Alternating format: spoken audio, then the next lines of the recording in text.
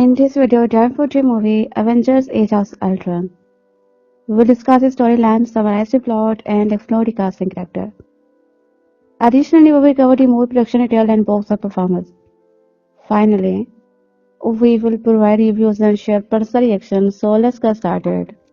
Avengers Age of Ultron event topped the domestic box office for a second weekend, pulling in an additional $77 million for a North American total of $12 million.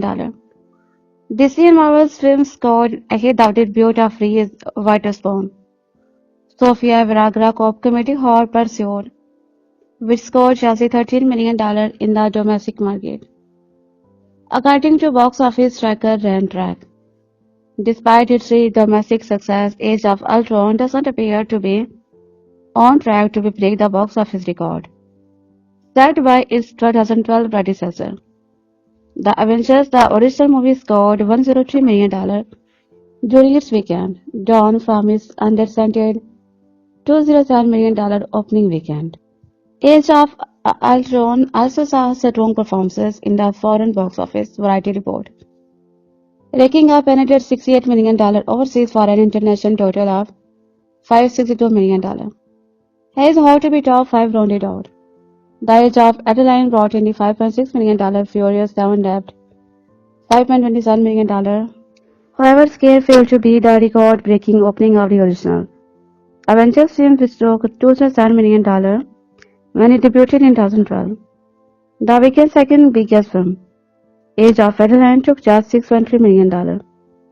The Marvel Disney film was number 1 in the UK last weekend and last weekend $651 million worldwide so far. This time was superhero team, which also endured Dawn and Jeremy Renner, are battling to save the Earth from Billions reboot Ultron, voiced by James Spader. It was always going to be tough to top the first movie, exhibitor relations analyst Jeff Rogue told AFP. The first film had the novelty of all these superheroes together in one film, which we had not seen before. So Ultron did not have that advantage. However, Age of the Ultron still floored its competition, with no other films making it past the $12 million. Fantasy drama, The Age of Adeline in the second place. Welcome to Tale from the Box Office, our column that examines box office, medical disasters, and everything in between, as well as what we can learn from them. How do you make something bigger than one of the biggest movies of all time?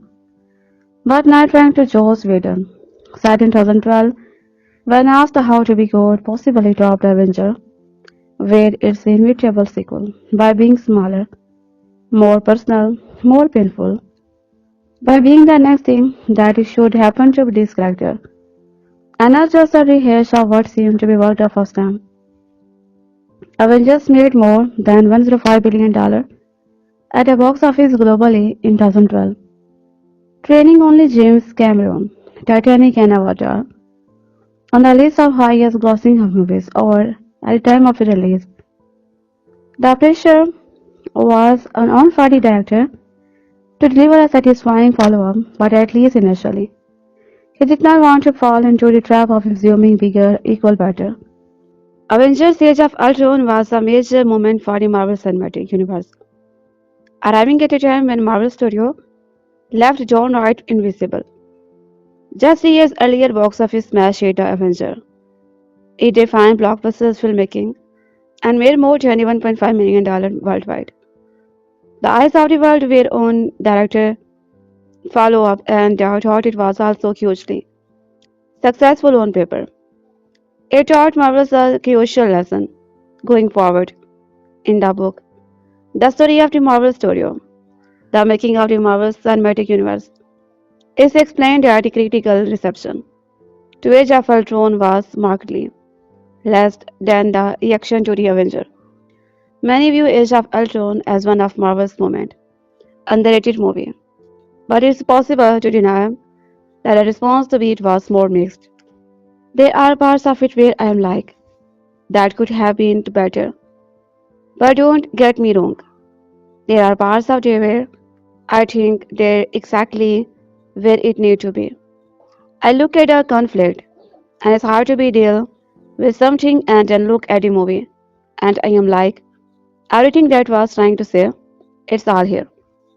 The book explained that the producers such as Marvel Studio had honcho game in Faye, understood the Avengers' exhaustion, and had no ill will about his center. Avengers Age of the Ultron made more than $1.4 billion at the box office, but it felt like Marvel got away with one. The book explained creatively that Marvel subsequently emphasized the need for every sequel to have a rock solid reason to exist. A sequel's posticipative profit might be enough for any other studio to greenlight the follow-up for that alone. But Marvel Studio took another approach. They would redouble their effort to create narrative for sequel that were not just about the spectacle. In more recent years, Marvel has struggled with the sequel. The Marvel finished its run as the lowest grossing MCU movie ever.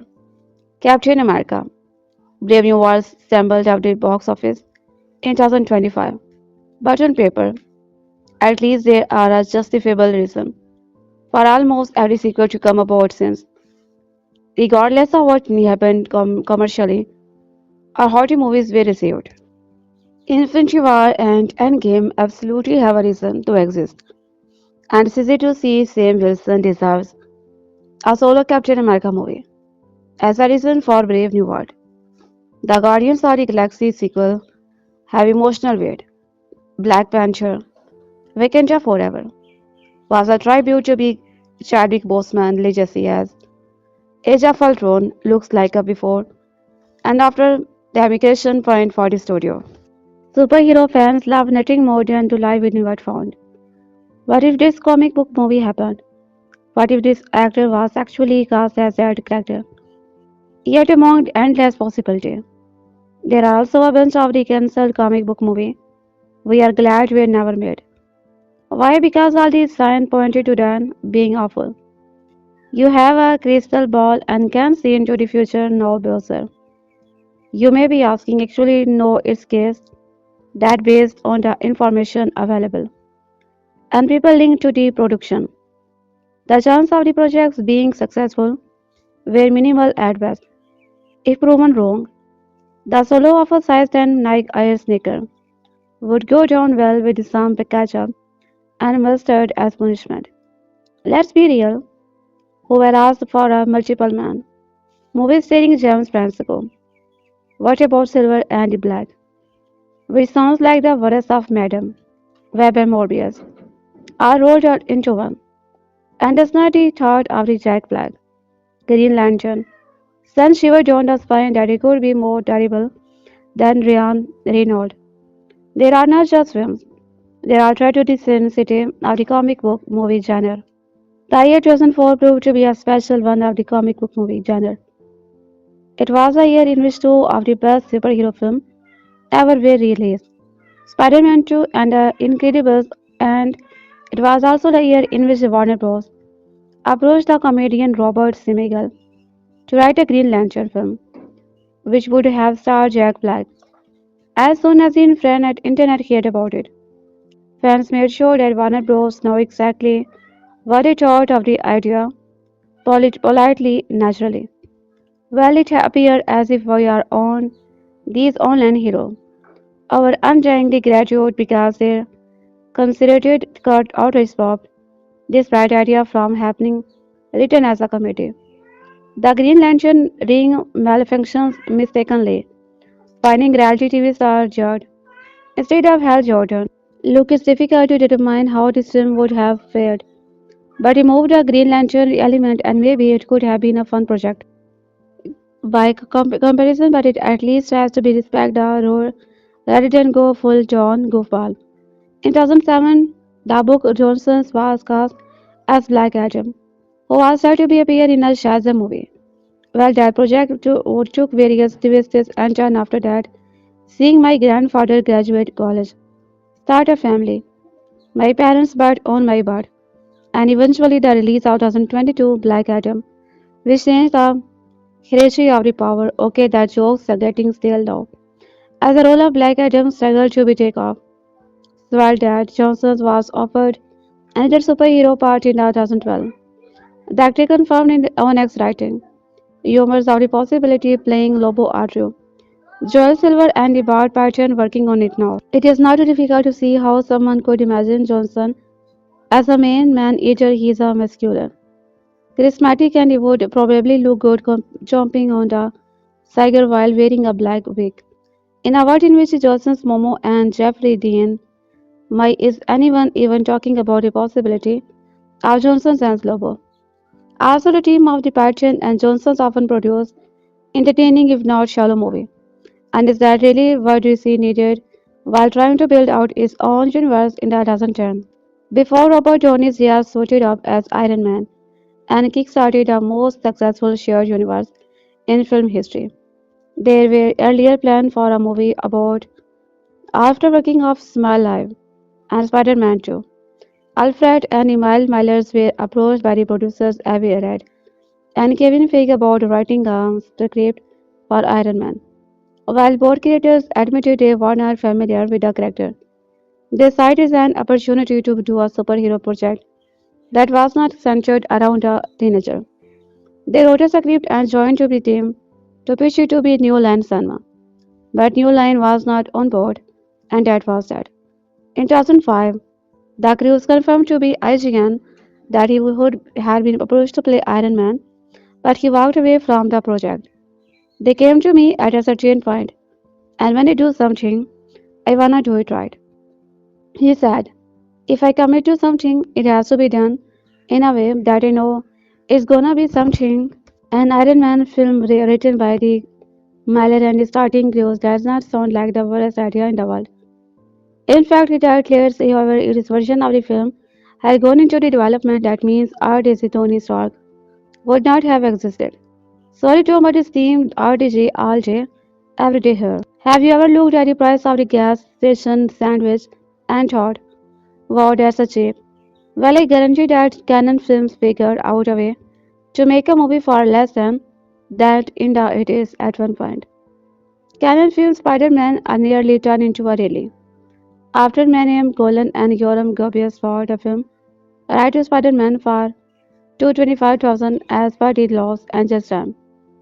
According to filmmakers Joss Whedon, who was hired to be the Canon film Spider-Man, Golan and Gobius did not know how much about the source material. From them they thought Spider-Man was akin to Wolfman, hence them hiring the outer limit. Creator Lizelle Sam to rewrite a script, whereby Peter Parker actually turned into an eight-legged spider monster, because why not? While canon film Spider-Man never came to fruition, a teaser trailer was created for it, which can be viewed on his YouTube looked up webhead. Does not have eight limbs here, but it are kids costume which is better production value than this. Every single person on earth now this film would have is a cheaply made and humanly possible, because Canon's motto was with a great power comes greater budget cat. Seven said lizard spider monster idea eventually became canon thanks to be developer who became a vision of Spider-Man in the comic. Even Ben Affleck's regret of 2003's Daredevil, which tells you everything that you need to be know about a movie. Is it for a superhero film of all time? No, but it's a poster child of what a Hollywood studio thinks a comic book movie should be after reading a Wikipedia article about a character and trying to reverse engineer it for the fourth quadrant. Not a single soul asked for the Electra movie that arrived 2 years thereafter, but it could have been even worse than Daredevil 2. Despite a bad review, Daredevil knocked it out of the park at the box office, making $179 million from a $78 million budget. So a sequel was always in a consideration in 2003. Writer-director Mark Steven Johnson told UGO that talks had taken place about possibility adapting Frank Miller and David Born Again or Kevin Smith. Jimmy Gordon's Devil for Devil 2 in 2004 after shared a similar sentiment, saying he would be considered putting on a costume again if the martial was darker. Ultimately, after decided to leave the or anyone in the past. In retrospect, it was a wise decision despite Johnson and Affleck pushing from a more mature sequel. It was highly unlikely at a point in time. This is pre The Dark Knight in comic book was history. In a likelihood, 20th Century Fox would have wanted more of the same, with even more even scenes song. If you are looking for the cinematic equivalent of throwing stuff against the wall to see what is stick, look no further than Sony's Spider-Man. Seeing the success of the Marvel Cinematic Universe, Sony attempted to be recreative of similar experiences with its own extensive catalog of Spider-Man related characters. There is no problem. Most of these characters are not interesting enough to merit their own solo film. Anyway, as MCU power to be billions dollar hit after billion dollar hit, Sony decided to go full steam ahead when its own universe plan. At one point, the studio hired Gina Prince to write and direct a Silver and Black, which would have been a team-up movie featuring Silver Sable and Black Cat, Patterson top. Sony decided to scrap Silver and Black in favor of the standalone film for each character. Judging by the result of the Marvelous Medium Web and Craven the Hunter, there's a little doubt that Silver and Black would have turned into a corporate medal affair. Prince Spider would know how to handle superheroes. Think of Marvel's mutant, and which is our first name that comes to mind. Wolverine, Professor Xavier, Jane, Gary Storm, maybe Gambit. One name who definitely won't feature in either top 10 or 20 is Jamie Madrox. He is a character who can multiple himself. Big hope. In 2017, news broke that Alan Heinberg was writing a script for a multiple man movie, in which James Francisco would produce and star in. It was all part of 20th Century Fox plan to expand X-Men universe, especially since Deadpool, and practical printed money for the studio. So the executive likely threw a dart of a board with a bunch of mutant names, and bingo, a multiple man movie was next on the list. The event stopped it from happening. Disney's acquisition of Fox and allegation against Franco a year later. All in all, no one missed out on anything here, except from the five fans of multiple men, who may have heard our for movie about their favorite altered life. Not every comic book character needs a film or TV show, something that several studio and network have figured out in a recent year. In a previous piece about the best superhero team from Marvel and DC for a week, I threw a little shade at the Alpha fight. Now there is no intent to bully the Canadian group, nor poke too much fun at them, because again, Puck and his sketch role, the release which we are trying to be full here. As it turned out, 20th Century Fox thought it could do something with them. In 2017, producer Simon Kinberg told comicbook.com about some of the plan in the work. We have a sense of where each of all the existing characters go from Deadpool to New Mutant to the mainland X-Men movie to potentially even X-23, Kinberg said.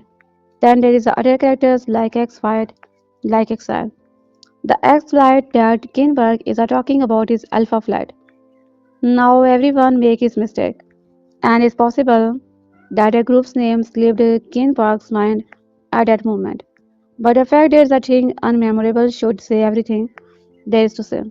I don't want to be sound like a Regina George, but like Fetch. Let's stop trying to make Alpha Flight happen. Prior to be Christopher Nolan taking the reins of the Batman in the mid 2000s by Darren Aronofsky pitched his vision to a Dark Knight movie to the studio. The filmmaker wanted to adapt the comic book storyline Batman. Year one by Frank Miller and David even enlisted Miller to work on the script, which would have been darker than the source material.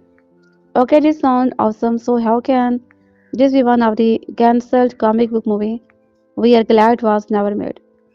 The studio wanted to Fredel Friends. I wanted the Vonix Aronofsky told Empire in 2020. I remember thinking, we are making two different films here. Effectively, Warner Bros. Killed it, Darren. We are scared to be thinking about is now the studio wanted presence as the next Batman after the failed George Clooney experiment in Batman and Robin. And it would have happened to have someone at Warner Bros. Pushed hard enough for it. No disrespect to the prince, who is a fine performer, but nothing about him screams Dark Knight, nor as it is a casting that to anyone. Instead, this is looked like another situation of W writing to be because getting back into a bad shaped hole. When Teenage Mutant Ninja Turtle 3 hit in 1993, it was obvious that turtle power was turning into turtle poop. The films ran out of steam, with the audiences requiring a cinematic bladder from Leonardo. A fourth film, Teenage Mutant Ninja Turtle 4, the fourth walks again at one point, was greenlit. Several drafts were penned, including a version by the Kristen Ford and Roger Soffer, another by Craig Stapling and John Travis.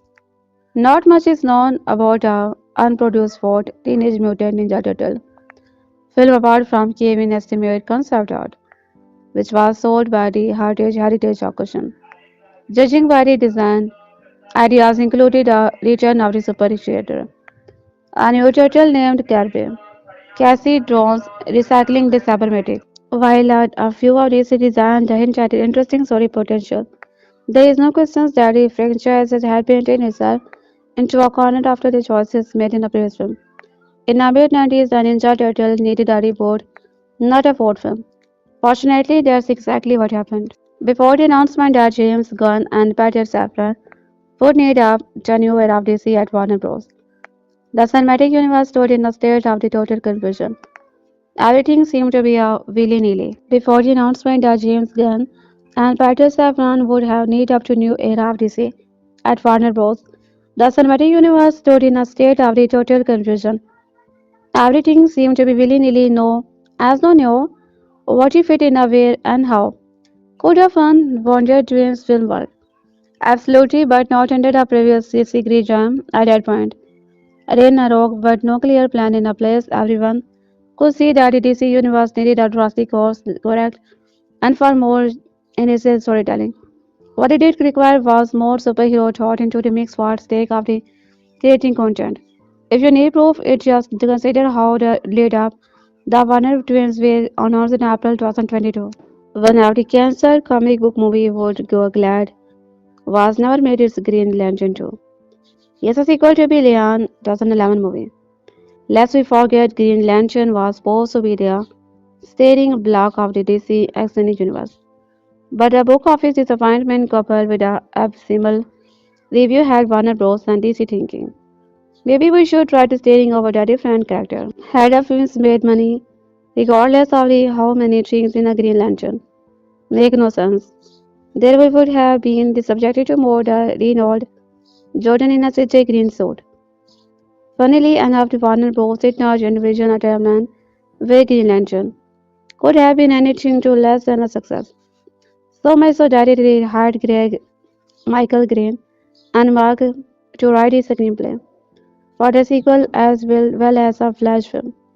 Considering how weak the script for Green Lantern was in the first place, bringing back the same writer is unlikely to have improved the follow-up. Look, the iteration of the Emerald Knight just did not work. It was always best to move on the rather than patch the hole over the giant crack where a coherent storyline should have been. Aside from the bad guys that have been snapped out of existence or that horrible death, some Marvel Cinematic Universe villains have simply ended up finding themselves behind bars. To keep them in a check, these menace to be society and superheroes have been sent to be wrapped a supermax prison. Planted slab bang in the middle of the ocean just by Rikers Island. It was first introduced in the Captain America Civil War, when those who opposed the Sokovia Accord were bagged and dragged in a fancy prison thread, only to be swiftly broken free by Stave Roker, from failed politician to be maniacal war criminal.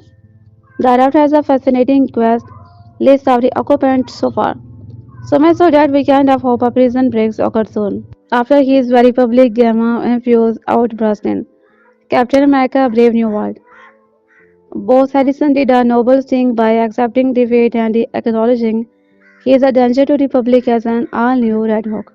At the end of the film, we learn how he willingly given himself up to be imprisoned at the raft, verifying that while he might have been transformed into a monster, but while Rose might have a future behind bars, there is no telling how long it will last. When Red Hook debuted in a print, he was very much a new enemy for Hook to swing his mighty, large fists to before becoming another anti-hero of sort in a Marvel universe. Besides becoming a part of the gym that is named for him, Rose even spent a brief stint as an Avenger. With that in mind, there is a chance that the best part of the Brave New World could return, and the man behind the raged monster and former commander in chief is all for it. When asked if it had been for stepping back into the separate shows of the monster, after he go again, I hope he can come back.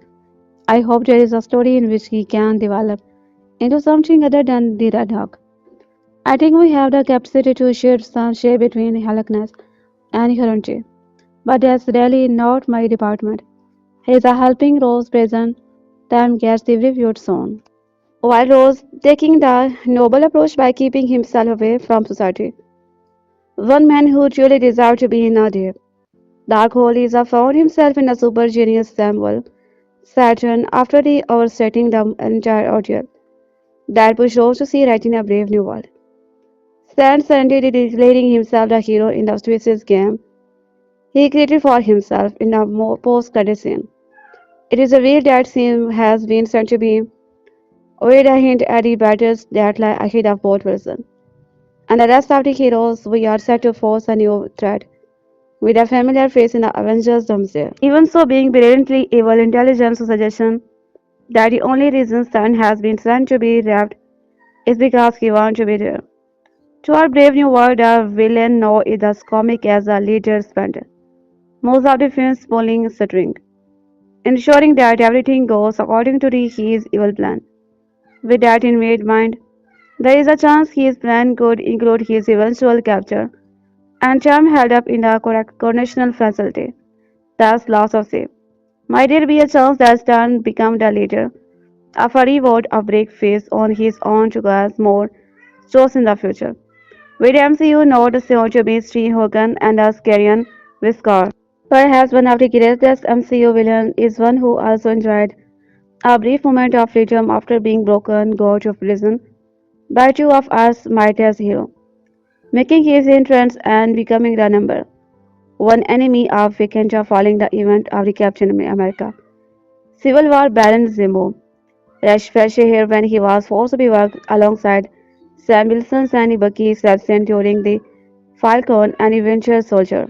However, his time back with the society was short-lived because after negotiable with the Joe Mill, Bucky sent Aaron to be wrapped, where he was meant to be continue his sentence. The initial theory was that the former decorated Sokarian would have been leading up the Thunderbolt as a dot in the comic.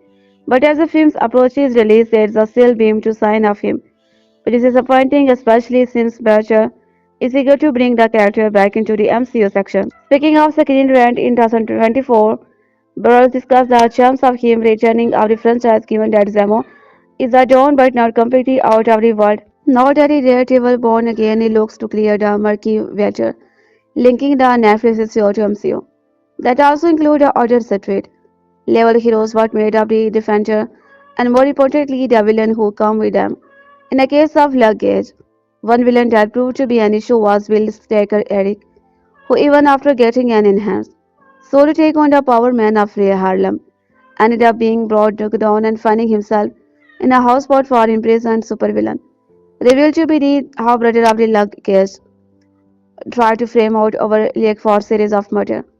Unfortunately, like every other character in a Netflix's Marvel run of a show, there is no confirmation on whether would return to MCU, given that his half-brother who loves a yellow skirt has not been confirmed to be making a comeback either. Be that as it may, all it would take a swing by very spectacle, selling the rev to be confirmed. If you are a regular reader of the site, you have probably now seen Avengers Age of Ultron. which is positively cleaning up at the box office. Writer-director Joss Whedon had a Herculean task ahead of him in crafting the sequel to the third highest crossing movie of our time. But it turned out he was well up for challenging. That's sad. We are following up such a massive movie. It's pretty much a given that the sequel is going to be even bigger. Age of Ultron is jam-packed with story, characters, actions, and flying faces. So it's understandable if the film's ending is left you little in the internet started tracking the whole Marvel studio. Phase 2 Capper Age of the Ultron sets up the third. Sure to be even bigger phase. Let's break down the very end of the film. Spoilers abound. From here and out, obviously. At the end of the movie, we see that Titular's Avengers team has somewhat disbanded, and a new lineup has emerged that includes Scarlet Witch, War Machine, Falcon, Visions, and Black Widow, with Captain America acting as our official team leader. Hawk is missing. Tony is trying to lead a quieter life. Is with his family, and Thor has gone up to further investigate what's going to be driving force, Infinity Stone. The blue tesseract, which was the Magnificent Avenger, is known as the Space Stone. The scepter that Holmes gives Loki in Avenger holds the yellow Mind Stone, which is he subsequently used to give birth to his vision in the Age of Ultron. The radiator that serves as a MacGuffin in Thor. Assuming the Infinity Stone mirrored the Infinity Gem from the comics. The other stones are the Soul Stone, the Time Stone, and the Radial Stone, based on Arthur's importance in the convergence of Thor. Age of Ultron's somewhat disappointing. Mid-credit stinger further teases the Infinity Stone. As we see the big, purple alien baddie Jonas picking up a glove and muttering. So far the glove, this is the Infinity Gauntlet. In the comics, if someone is able to be somewhere, collect all 6 Infinity Stones and insert them into his gauntlet. Thor's storyline in Age of Ultron leads him to the conclusion that is no coincidence that is so many powerful objects have come across the Avengers part, suggesting that someone is playing them like pawn. The puppet master, it would seem, who has apparently grown frustrated with his effort from after and is now taking things into his own hand. But the mid-credit scenes raises many more questions than an answer. When we last saw the Infinity Gauntlet, it was in the audience watching Thor. How did Jonas get his hand on it? Is he working with a Loki or didn't know? Also, what exactly did he want Ultron or Baron? Commenters helped me to be this interview, in which they revealed that the MCU actually has one Infinity Gauntlet. The one his audience Walt is right-handed, while one that Jonas or grabs in a mid-credit scenes is left-handed. So that answer that hand presumably sets up even more surfaces inducing conflict for Infinity War. When the characters showed up at the end of the Avengers, everyone assumed that the big bad in the Avenger 2. That's clearly not the case. And to be honest, Jonas has thus far been presented as an incompetent and not particularly threatening villain. No doubt he will be getting more character development in Phase 3. But I wonder if tasting him at the end of the Avenger was a case of Marvel jumping the gun. With Avengers 3 confirmed to be a 2 movies and called Avenger Infinity War, we know that Jonas will finally come to be forefront. At that time, at least we hope, God help, Marvel if they are holding him back for Phase 4. But we will see part of his quest in this build-up. 2018 Infinity War Part 1. Or will the film also have to cover backstory and Quest of the Stone, as well as the catch up on the Avenger? Between now and the first Infinity War movie, we have 6 more Marvel films. We don't really know how many of these films will directly deal with the setup for the Infinity War saga, but it's a pretty safe bet that the space set got into, and sure will have the heaviest amount of build-up. So the showdown with the Eternals, especially since now seem to be on the hunt. In any event, Age of Ultron acted as a swan song for Whedon as he departed the Marvel Cinematic. He deftly balanced the evolution of the central character, while also providing a thrilling follow-up to Avenger, and building the foundation for Phase 3. As evidenced by the concluding minute, the scope of Age of Ultron is gigantic. But as we follow the clue and look ahead to where Marvel is going, it's clear things are going to get even bigger. Avengers Age of Ultron is not exactly the most memorable movie in a Marvel Cinematic Universe. So you would be forgiven for forgetting the plot detail of that particular Avengers sequel. But perhaps you have some vague memory of Scott Lang using for her power to show several of the Avengers' vision, with Captain America, Iron Man, and Black Widow all acting. In a way, this is true. That Jor fires Hela, the gods of death, regard the ignore she rules over hell, and her name even sounds like hell in that movie.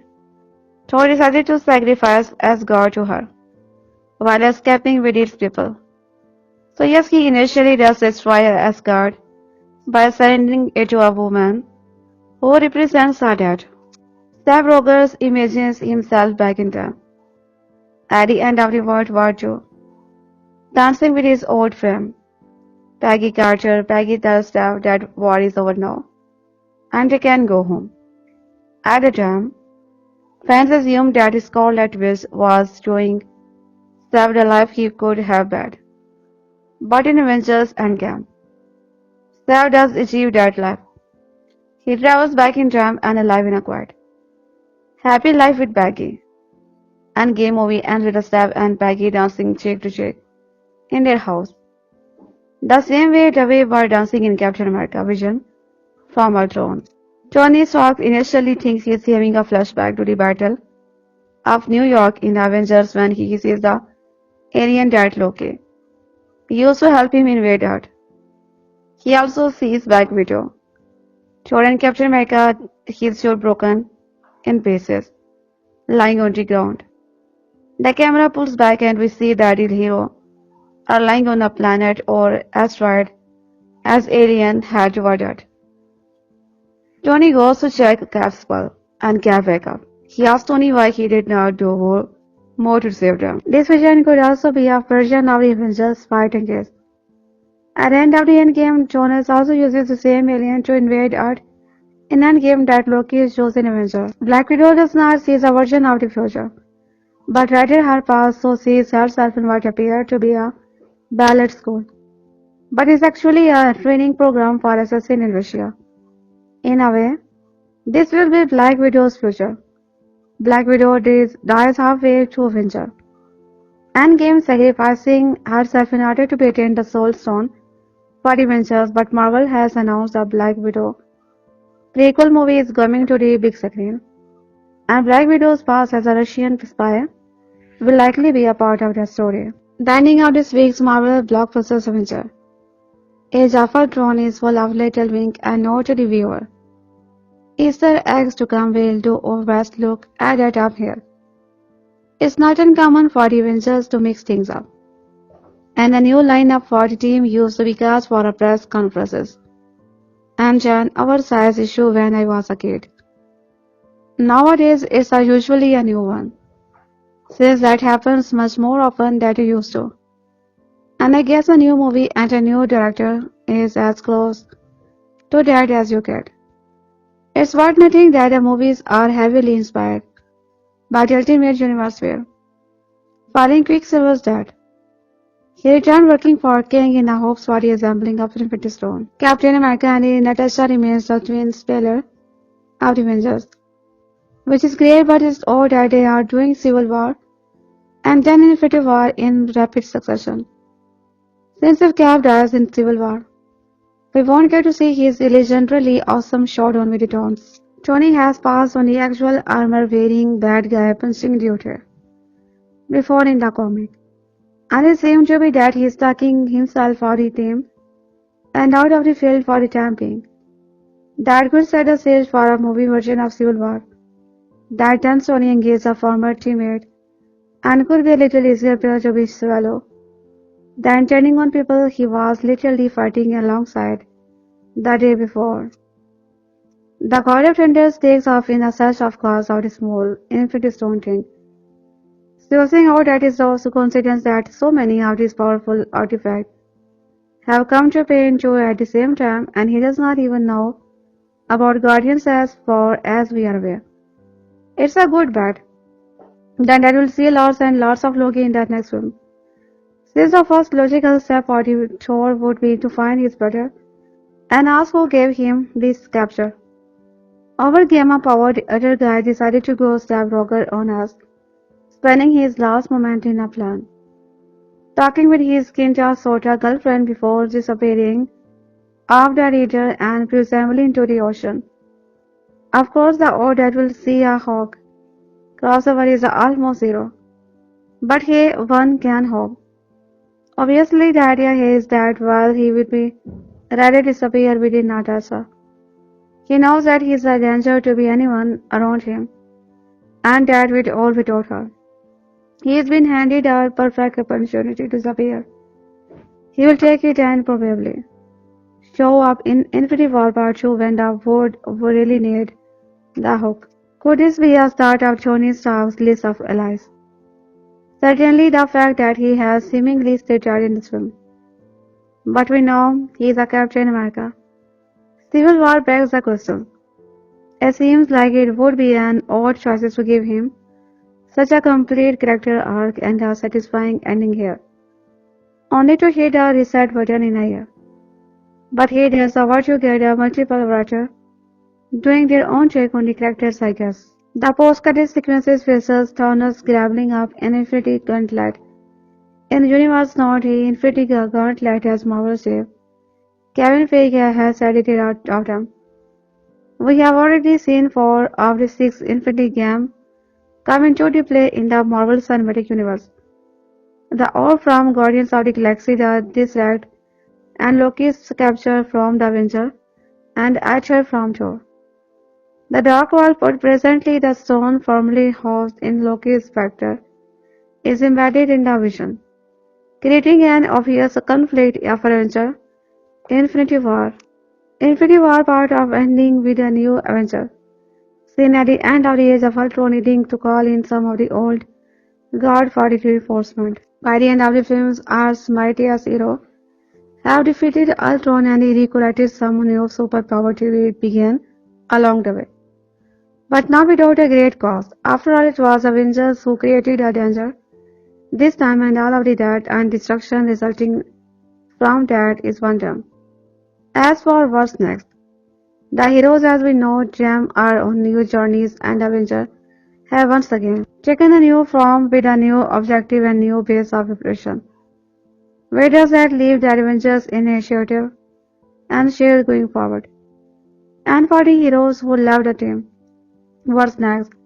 Let's take a deeper look and explain that we know going into the final chapter of Phase 2.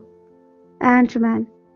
Quicksilver dies a hero in the final battle against Ultron in Sokovia, and his sacrifice becomes a turning point that solidifies his twin sister, Ausland Scarlet, role as a full-fledged member of the Avengers alongside fellow newcomer, the Mind Gem-powered Vision, who believes in the protecting life at all costs. While the new additions would seemingly bring the core roster to 8, 4 of the original 6 main heroes part ways by the end of the film. Tony Stark steps away from being the team armored Avenger after the Ultron incident. Clint Barton returned to his family ranch. That brings us back down to 4, and the remaining 2 slots are filled in by proven allies. Sam Wilson and James Rhodes. The new Avengers after the age of the Ultron stand as the following: Captain America, Black Widow, Falcon, War Machine, Scarlet Witch, Vision. Vision essentially fills in for Thor, War Machine, for Iron Man. Falcon is the new Hawkeye, and Scarlet Witch also building a ability different but equally dangerous abilities yet replaces Hawk as a team's powerhouse. It's a very different roster, but one that gives a similar mix of normal versus otherworldly with a significant boost in diversity.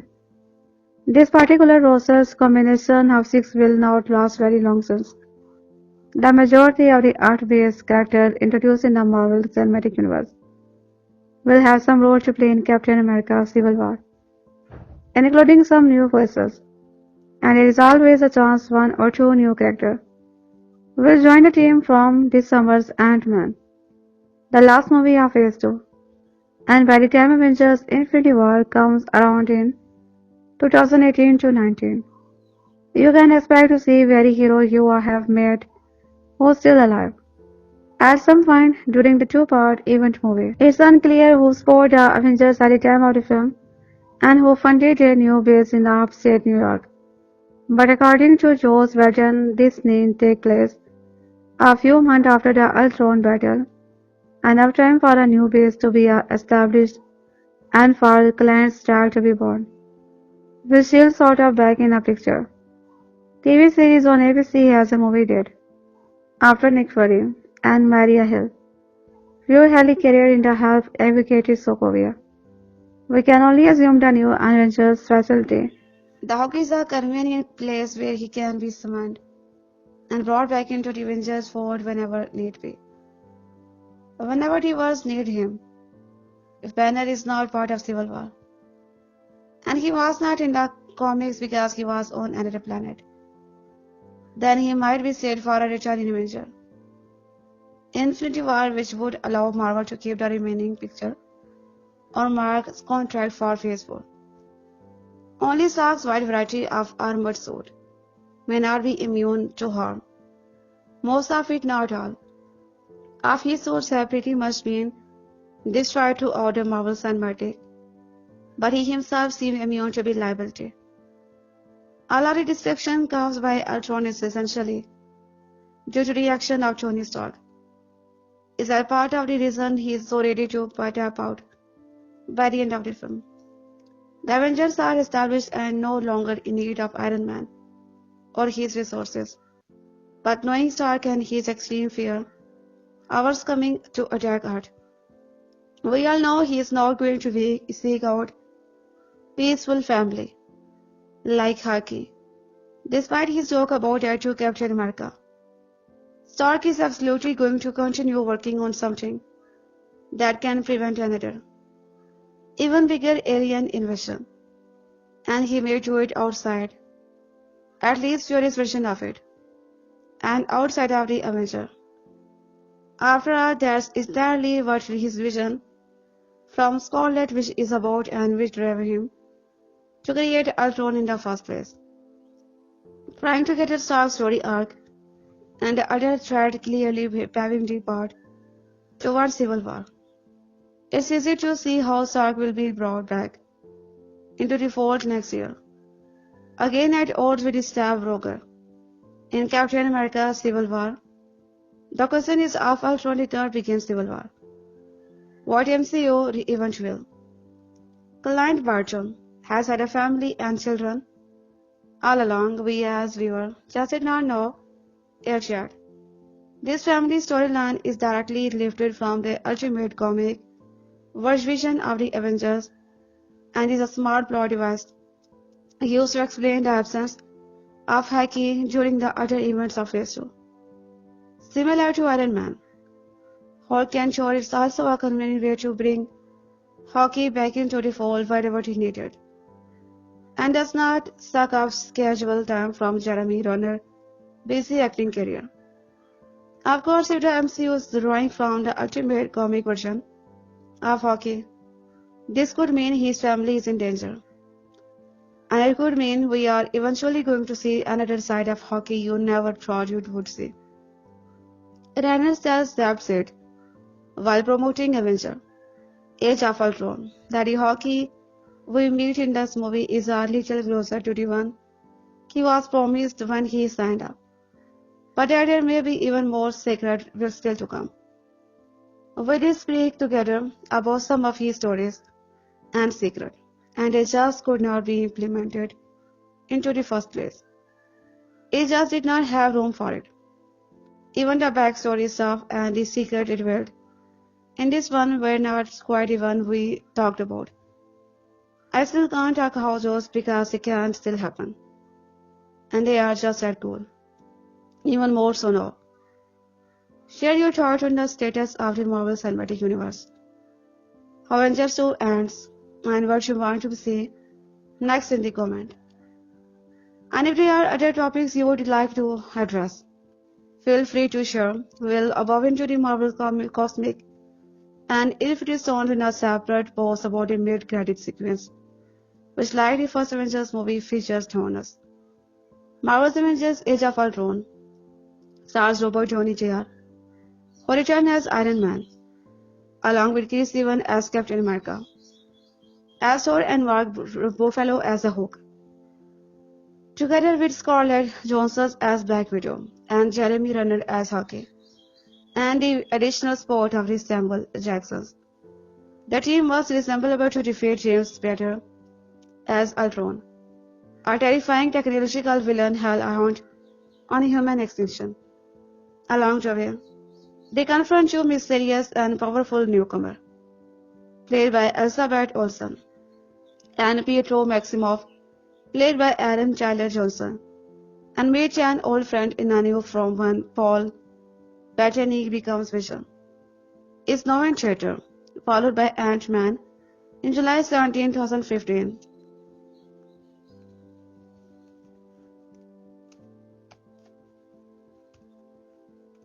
After recovering Loki's the capture, Tony, Iron Man, Stark, Robert, and Bruce the Hulk banner realizes they can use it to create the artifact intelligence for Ultron.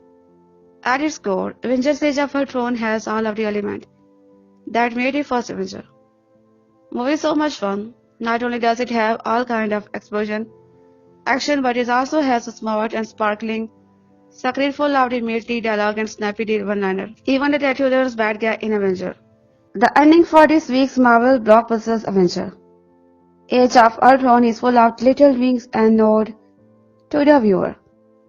Easter eggs from the comics and hint of that what's to come. We will do our best to look them all. Look. It's not uncommon for the Avengers to mix things up.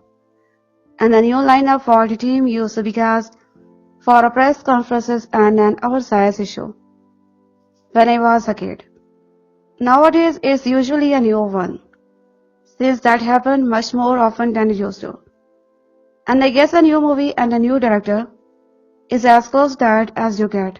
It's worth noting that the movies are heavily inspired by the Ultimate Universe where Falling Creek reveals that the return working for Kang in the hope of assembling the Infinity Stone. Captain America and Natasha remain the twin pillars of the Avenger, which is great, but it's all that they are doing is Civil War and an Infinity War in rapid succession.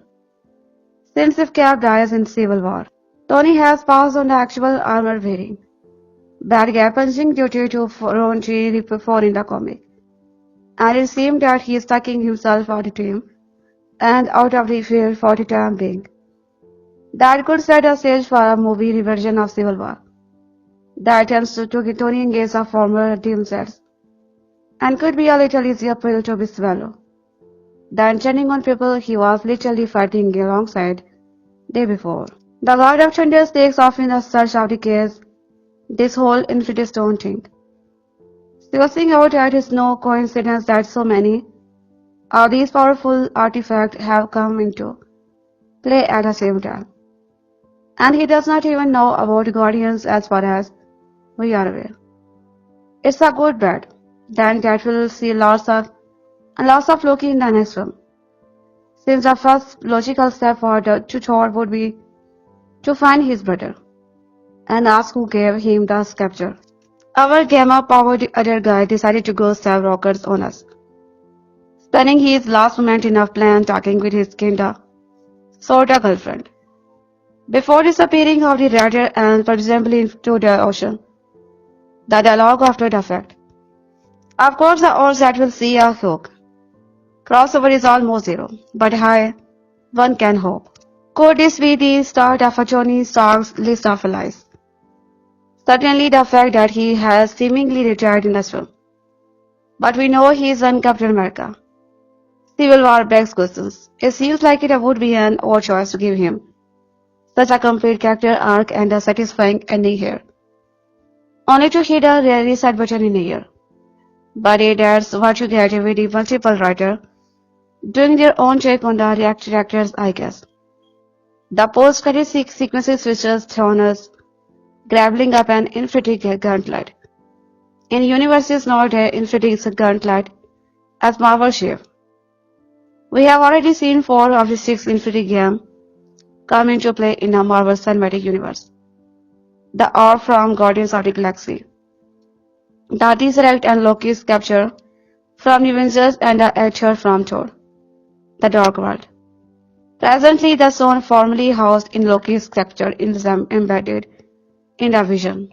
That might track with the rumors of Infinity War Part 1 ending, with the new Avengers scene at the end, a phase of Ultron needing to call in some of the old guard for reinforcement.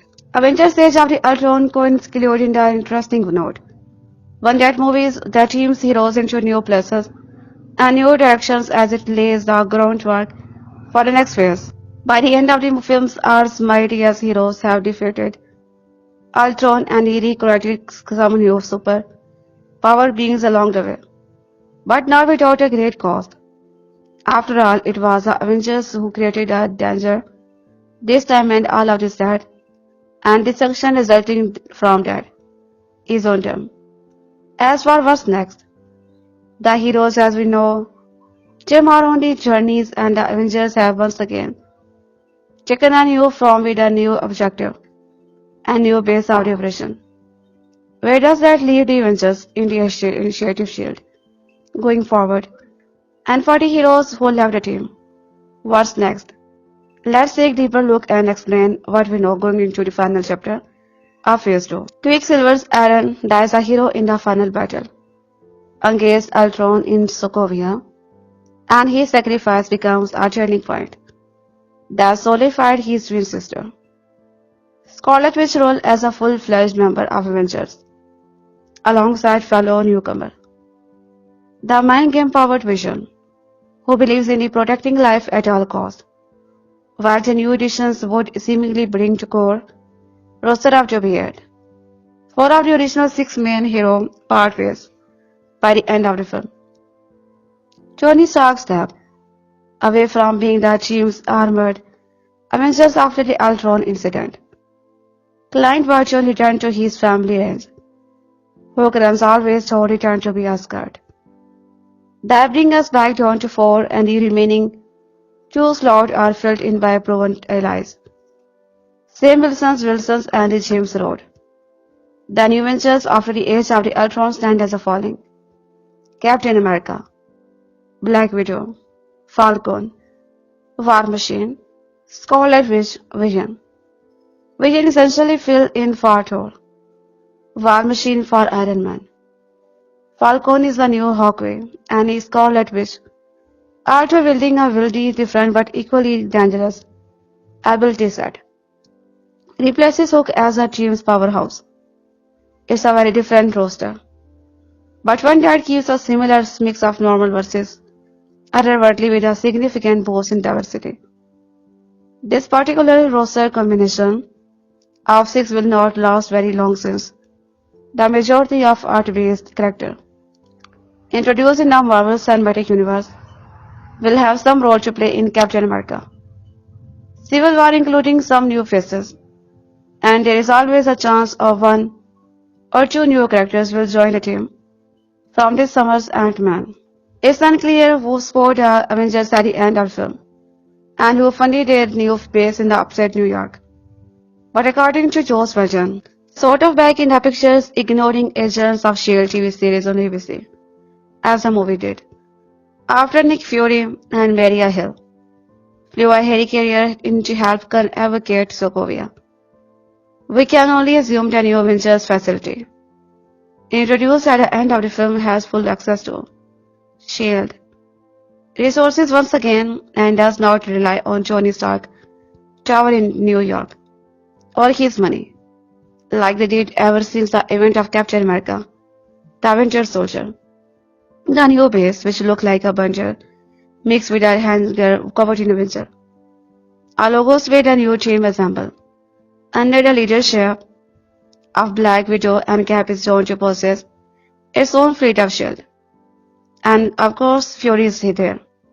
There are boot camp training exercises happening around the base which must be for shield, personnel as well. The Avengers needed their own base be going into Civil War to separate from Stark's base since the line will be divided between them in the near future. During the film's two events made the Avengers appear as public enemy numbers one.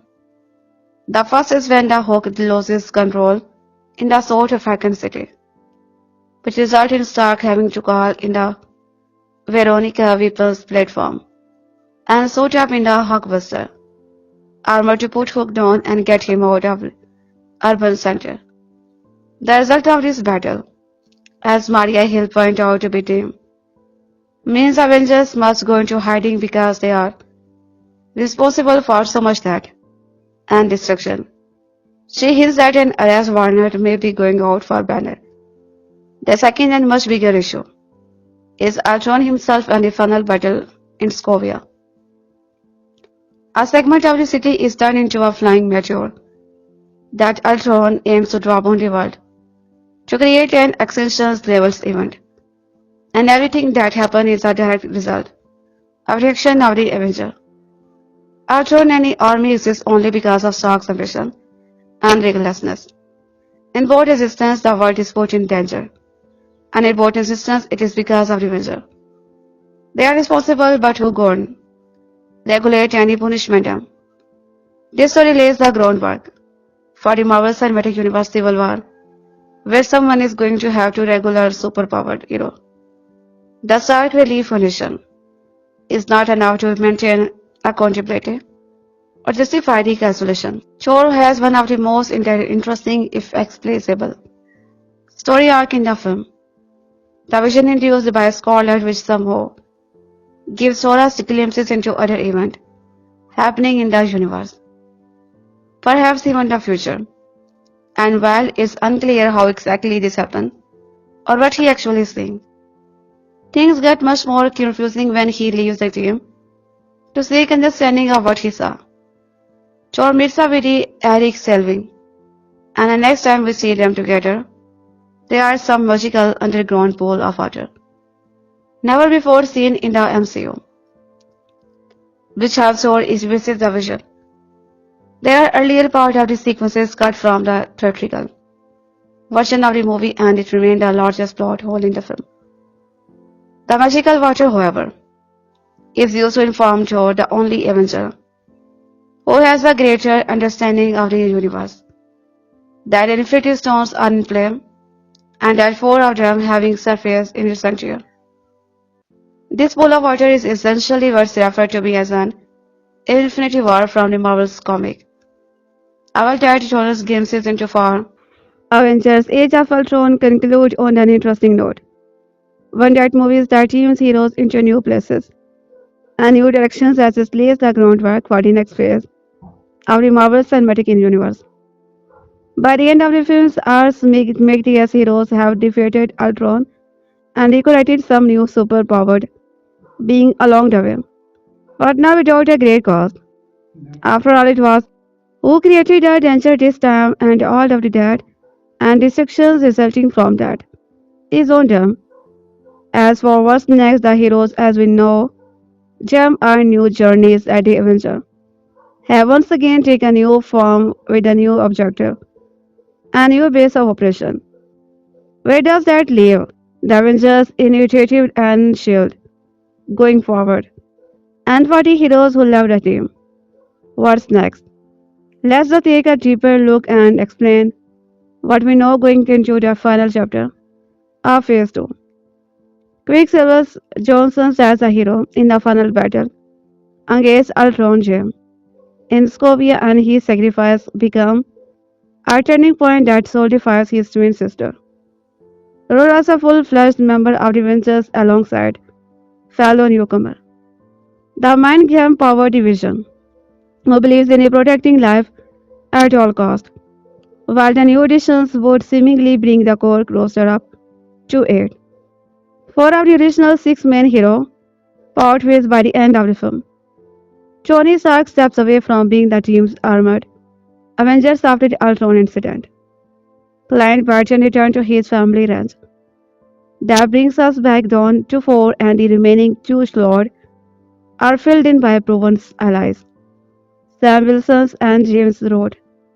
The new Avengers after the age of the Ultron stand as the following.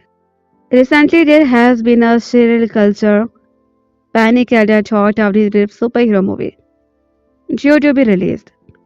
In the next few years, Ant-Man, Captain America Civil War, Doctor Strange, Guardians of the Galaxy 2, The Spectacular Spider-Man Ragnarok Avenger, Infinity War Part 1, Black Panther Captain Marvel's Avenger, Infinity War Part 2, Batman vs Superman, Dawn of Justice. The list goes on.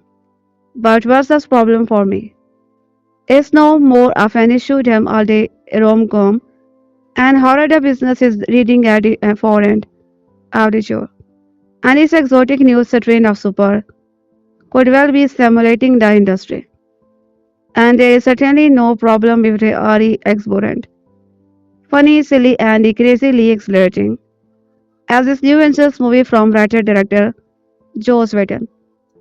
Once again, the Avengers has assembled under the martial and possibly duplicitous leadership of Tony Stark, otherwise Iron Man, played with our usual single bread delivery. Our throwaway voice crack by Robert Downey. It's a role which now threatens or promises to define his whole career. Previously, I have described the assembled Avenger as a traveling Wilbur's of the superheroism. Now they are more like a G7 summit award, saving and crime fighting with every constitution. Members becoming a veritable Angela Merkel are generally offbeat in virality. But more importantly, Stark began to experiment without his comrade knowledge with an artificial intelligence program that could impose absolute power on Earth, supposedly to repel all enemies. This insubstantial mega brain, like a floating blue jellyfish, instantly goes rogue, becoming a terrifying, dangerous new enemy named Ultron, appropriating a new exoskeleton and becoming a bizarro version of his effective creator. Stark Ultron uses the blandly askew phrase peace in overtime to describe his planned Tolteration's role. It's all operatically mad, and the city destroying final confrontation is becoming a bit familiar. But Vision carries it off with such joy and even a kind of evangelism. His script is a thing of the wonder, jam-packed with a great line. I love Stark Vickers' remark, I have had a long day. Only long and unresolved romantic and sexual tensions between the Black Widow and who creates a wide driving force to the narrative. Even the absurdity is somehow into the film's internal economy as comedy and irony and the cost of the thousands effect never seem to be simply the focus. Andy Serkis plays Metal, Blake and Joe miss it, cameo as Black Widow, sinister former controller. It's a superhero of energy and fun. In 1936, Johann Scott, son of the late Gordius owner and the legendary editor C.P. Scott, did something unheard for a film media. He gave up his stake for the greater good. After inheriting the newspaper, Scott renounced all financial benefit, but he stayed in the Guardian and passed ownership over to the newly formed Scott Trust. The trust would evolve to have an one key mission to secure the financial and editorial independence of the Guardian in the that means the Guardian can't be bought, not by private equity, not by a conglomerate, and definitely not by a billionaire looking for a political mouthpieces. So here are three good reasons to make the choice to sport to us today. Our quality investigative journalism is forced at a time when the rich and powerful are getting away with more and more. We are independent and have no billionaire owner controlling what we do. So your money directly power our repeating. It does not cost much and take less time than it took to be read this passage. This unique model also means we depend on a reader, like you from Pakistan, to help fund our work.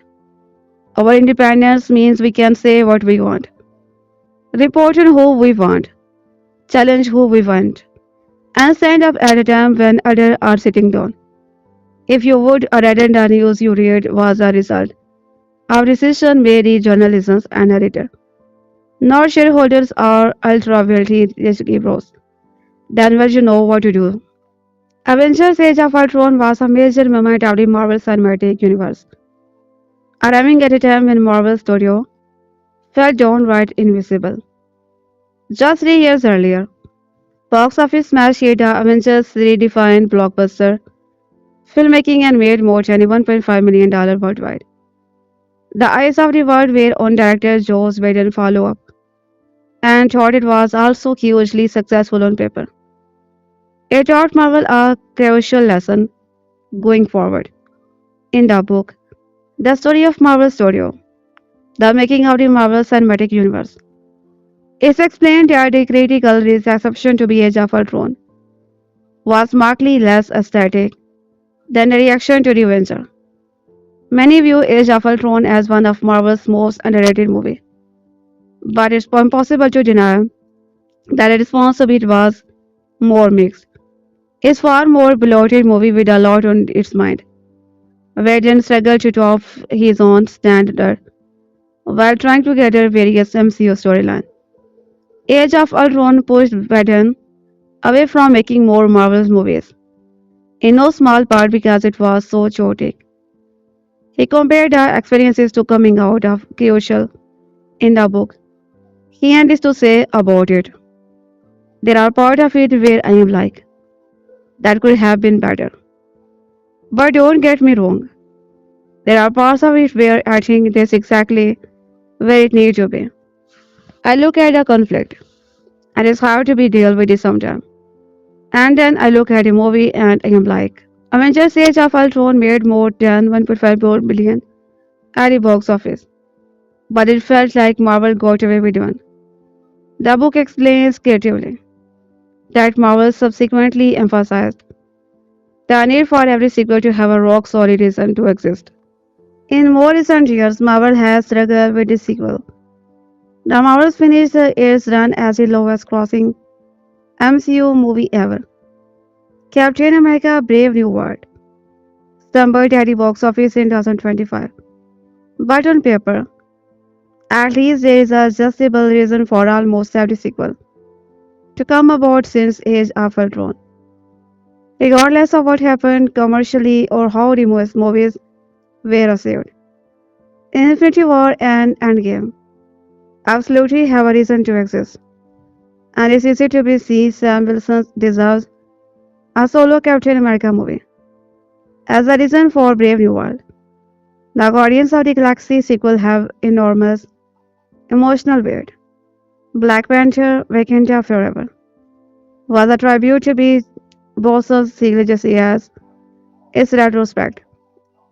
Age of Ultron looks like a before and after demarcation point for the studio. The year 2024 proved to be a special one for the comic book movie genre.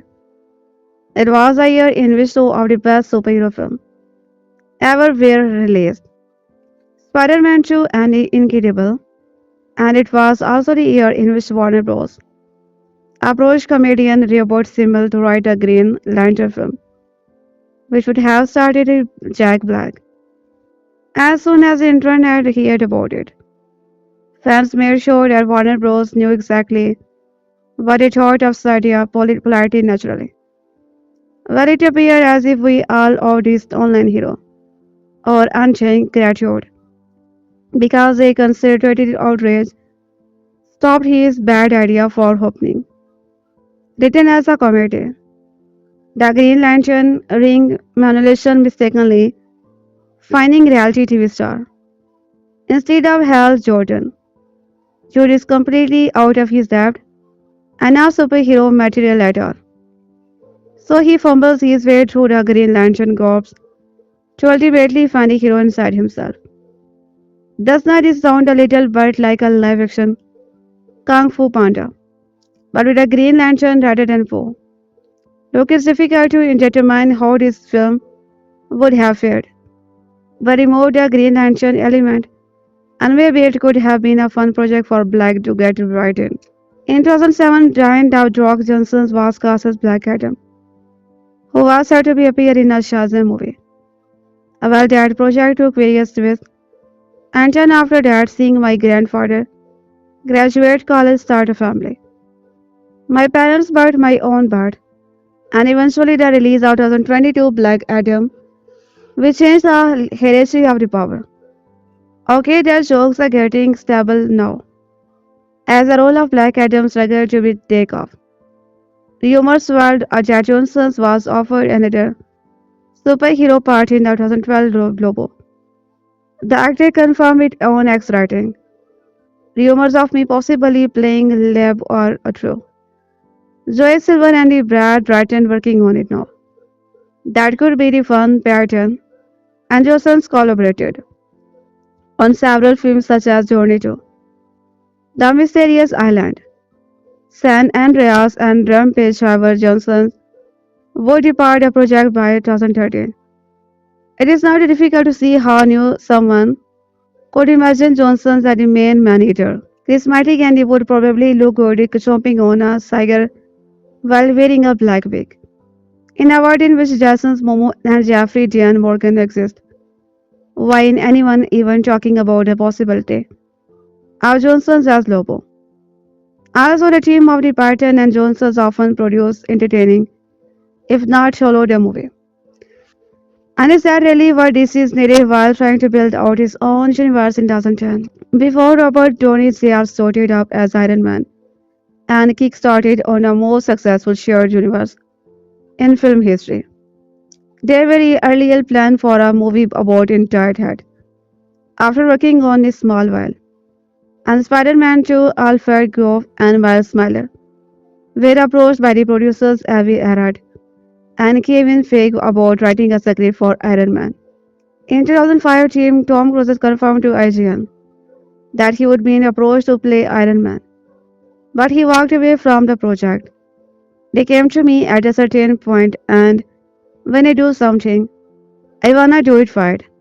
He said, if I commit to be something, it has to be done in a way that I know it's gonna be something special. And as it was lining up, it just did not feel to me like it was gonna work. An Iron Man film written by a cop and Miller and his trading crews does not sound like the worst idea in the world. In fact, it entailed, however, if this version of the film had gone into development, that Meyer's Tony Stark would not have been existed. Tom Butt is a team RTC all day, every day here. Have you ever looked at the price of a gas station sandwich and thought, that's cheap? Well, I guarantee that Canon Films figured out a way to make a movie for less than that in the 80s. At one point, Canon Films' Spider-Man nearly turned into a reality. After Mayhem, Golden, and Yoram, Broadway films tried to be Spider-Man for $225,000 as per the Los Angeles Times.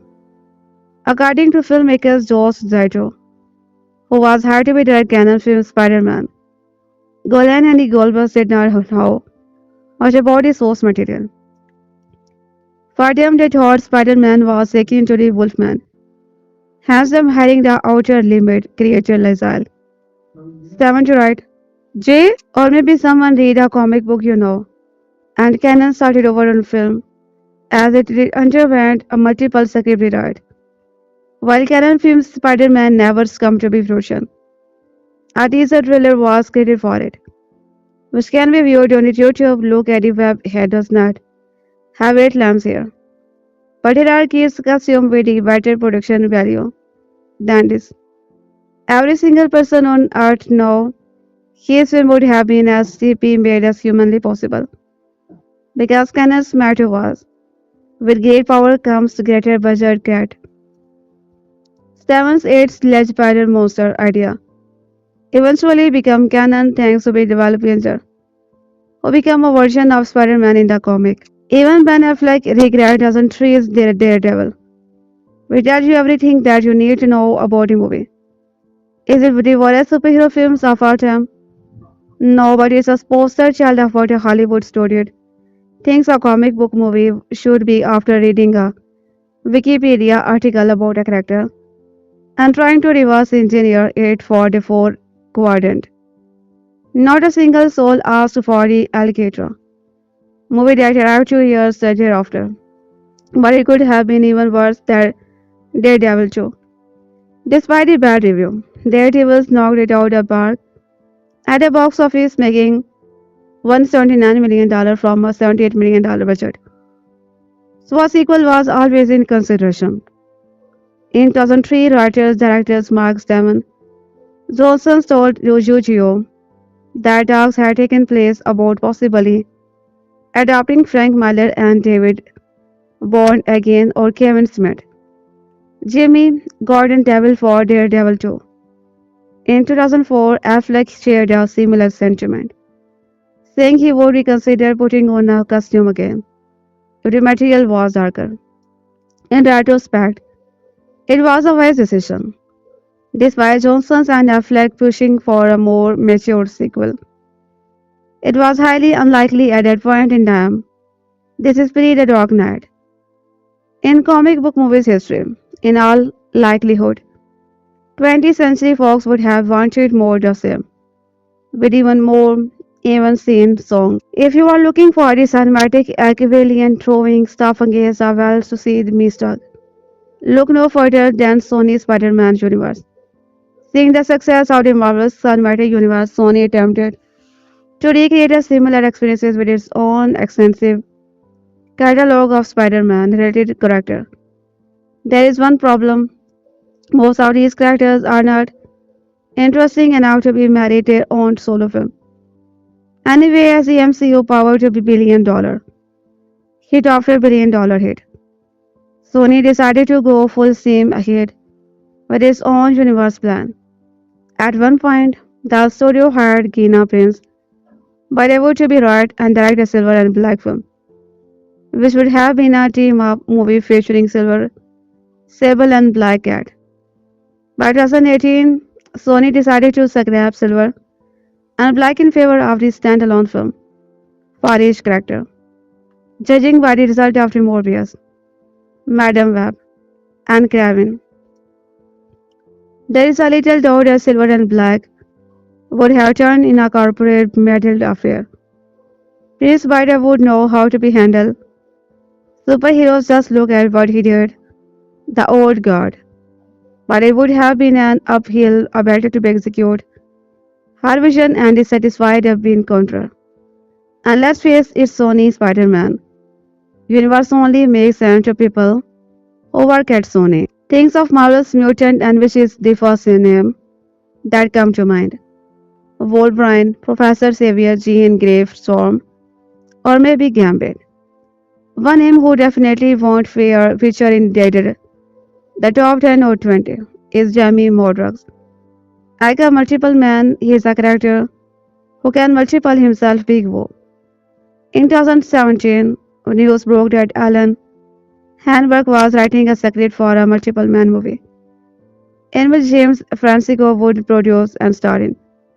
It was all part of 20th Century Fox's plan to expand X-Men universe, especially since Deadpool had practically printed money for the studio. Sony executives likely threw a dart at a board with a bunch of mutant names, and bingo, a multiple man movie was next on the list. Two events stopped it from happening. Disney's equalization of Fox and allegation, engaged Franco years later. All in all, no one missed out on anything here, except for the five fans of multiple men, who may have held out for a movie about their favorite all-time live. Not everything X-Lady. Comic book characters need a film or TV show. Something that several studios and networks have figured out in a recent year. As it turns out, the 20th Century Fox thought it could do something with the term. In 2017, producer Simon Kinberg told comicbook.com about some of the plan in the works. We have a sense of where each of all of the existing characters go from Deadpool to no Mutant to be Manland, X-Men movies, to potentially even X-23. Kinberg said, and there is a other character, like X-White, like Exile. The X-Flight that Kinberg is thinking about is Alpha Flight. Now everyone makes mistake, and it's possible that the group's name slipped Kinberg's mind at that moment. But the fact is, this unmemorable should say everything there is to say. I don't want to be sound like a beginner George, but like Fetch, let's stop trying to make Alpha Flight happen. Prior to Christopher Nolan's taking the print for Batman in the mid 2000s, Darren Aronofsky pitched his version of a Dark Knight movie to the studio. The filmmaker wanted to adopt the comic book storyline Batman, year one by Frank Miller, and David Evans enlisted Miller to work on the script, which would have been darker than the source material. Okay, this sounds awesome, so how can this be one of the cancelled comic book movie we are glad was never made? The studio wanted to Prince AR and they wanted Joaquin Phoenix, and Sophie Guy told Empire in 2020. I remember thinking, we are making two different films here. Effectively, what's scary to think about is now the studio wanted Prince as the next Batman. After the failed George Clooney experiment in Batman and Robin. And it could have happened to had someone at Warner Bros. Pushed hard enough for it. No disrespect to Prince, who is a fine performer, but nothing about him screams Dark Knight. Nor is it the casting that anyone clamored for. Instead, it looked like another situation of WB, trying to fit a scale back into a bad-shaped hole. When Teenage Mutant Ninja Turtles 3 hit in 1993, it was obvious that turtle power was turning into the pop. The film said not the team, where the audience is requiring a cinematic predator. A four-film titled Teenage Mutant Ninja Turtle 4. The footworks again at one point was green light. Several drafts were penned, including a version by the Christian Ford and Roger Stoffer, another by Greg Safiro and Johan Travis. Not much is known about the unproduced Ford Teenage Mutant Ninja Turtle film, apart from Kevin estimate concept art. While a few is designed hint at interesting story potential. Before the announcement that James Gunn and Peter Safran would head up the new era of DC at Warner Bros., the cinematic universe stood in a state of total confusion. Everything seemed to be willy-nilly, as no one knew what fit in the where and how. One of the stranger films announced in 2022 was a Wonder Twin that was said to be Ghost Trade or to HBO Max. Could a fun Wonder Twins film work? Absolutely, but not under the previous DC game. At that point, chose an amok with no clear plan in space. Everyone could see that the DC universe needed a glossy course correct. If you need proof of it, just consider how the leads were the Wonder Twin were announced in April 2022, then the film was cancelled a month later. That is, you need to be know about this situation. One hand did not even know if the other was connected to the same body. One of the cancelled comic book movies we are glad was never made is Green Lantern 2. Yes, a sequel to Ryan's 2011 movie. Lest we forget, Green Lantern was supposed to be a steering block for the DC Extended Universe, but a box office disappointment, coupled with abysmal reviews at Warner Bros. And DC thinking, Had the films made money regardless of how many things in Green Lantern make no sense, then we would have been subjected to more of Reynold Hal Jordan in a CGI green suit. Funnily enough, Warner Bros. Did not revision a timeline where Green Lantern could have been anything less than a success. Considering how weak the script for Green Lantern was in the first place, bringing back the same writer is unlikely to have improved to follow up. Look, the situation of the Emerald Knight just did not work. It was always best to move on rather than repatch the hole over the giant cracks where a coherent storyline should have been. Aside from the bad guys that have been snapped out of existence or that horrible that some Marvel Cinematic Universe villains have simply ended up finding themselves behind bars. To keep them in a check, these minions to be society and superhero have been sent to be wrapped. A Supermax prison planted slab lying in the middle of the ocean just by Rikers Island.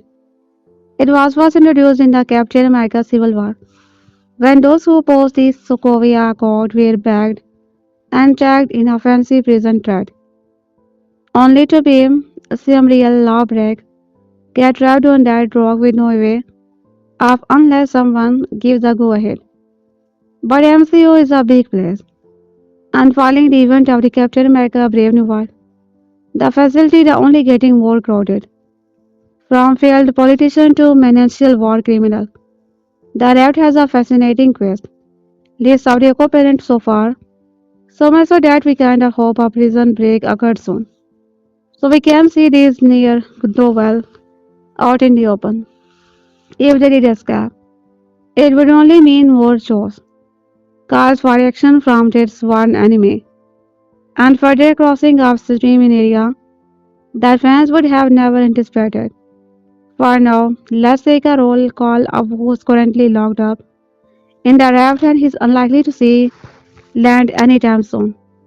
After he is very public, Gamma infused outburst in Captain America, Brave New World.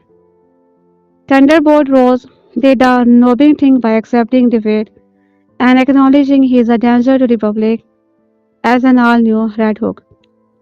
At the end of the film, we learned he would be willingly given himself up to be imprisoned at the raft, verifying that while he might have been transformed into a monster, the man underneath know what decision needed to be made. But while Roses might have a future behind bar, there is no telling now how it will last. When Red Hawk debuted in April, he was very much a new enemy for Hawk to swing. His mighty large faces that before becoming another anti-hero of sort in the Marvel Universe. Besides coming in a part of the team that is named after him, Rose even spent a brief stint as an Avenger. With that in mind, there is a chance that the best part of Brave New World could return and the man behind it raised monsters and former commander-in-chief in all for it.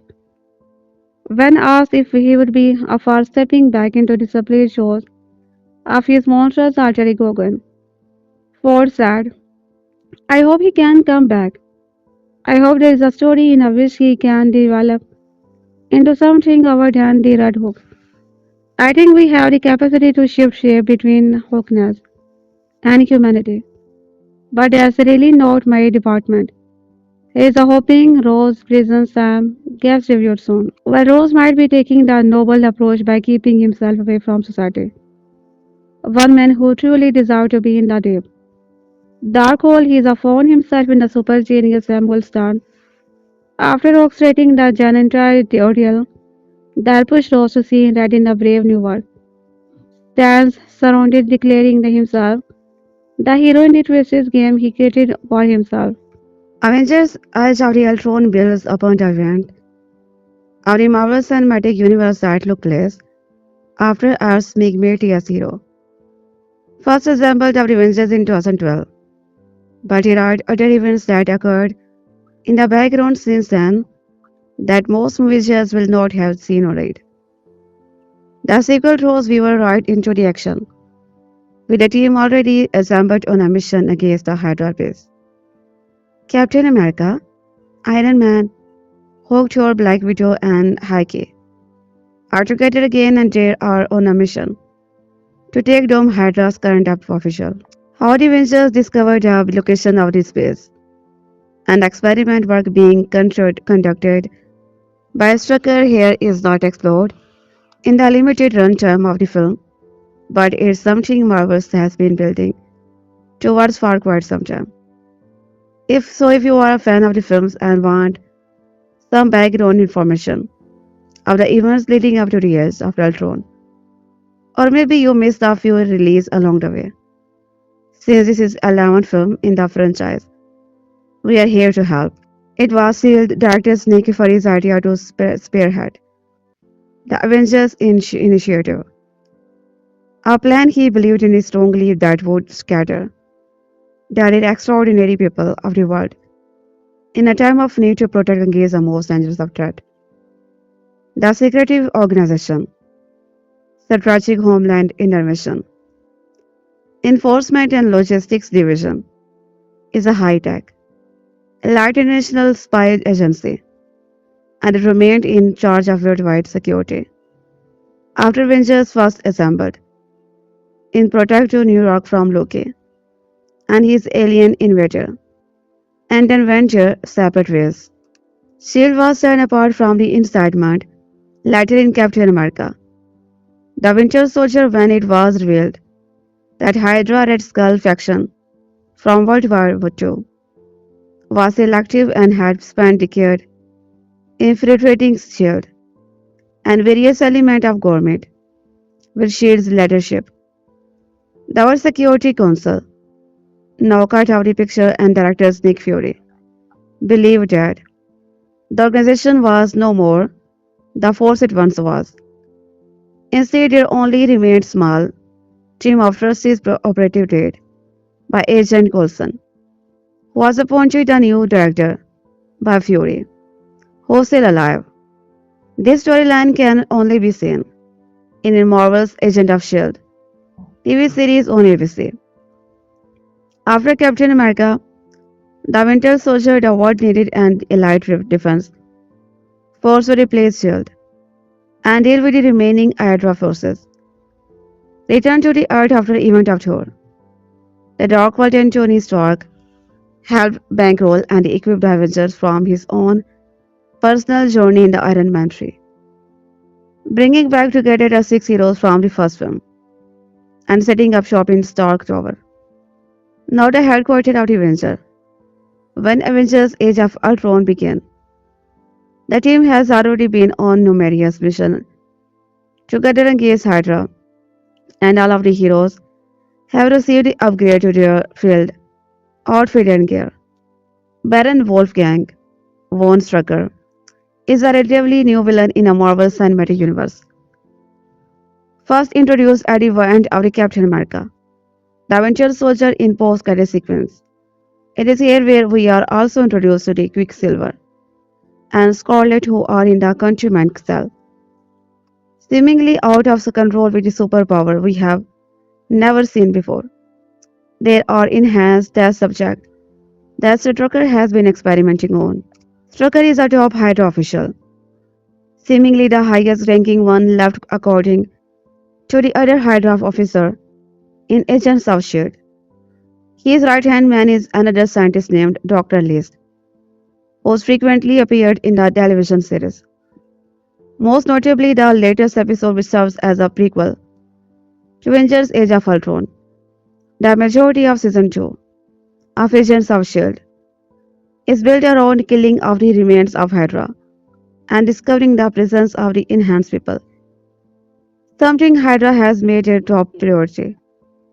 We met the remaining head of the Hydra organization earlier this season, and by this week's episode title, the Dirty Half Dozens. Enhanced people are a growing regularity in the MCU even if they have not been a topic of the movies until now. Hydra is experimenting on them to understand how to harness, control and develop superpowered people, and S.H.I.E.L.D. was left of it on the TV show. Once to understand them in case they are dangerous is the current theme of Agents of S.H.I.E.L.D. and is quickly becoming is a core element of the Marvel Cinematic Universe. Quicksilver and Scarlet Witch show up right at the beginning of the adventure.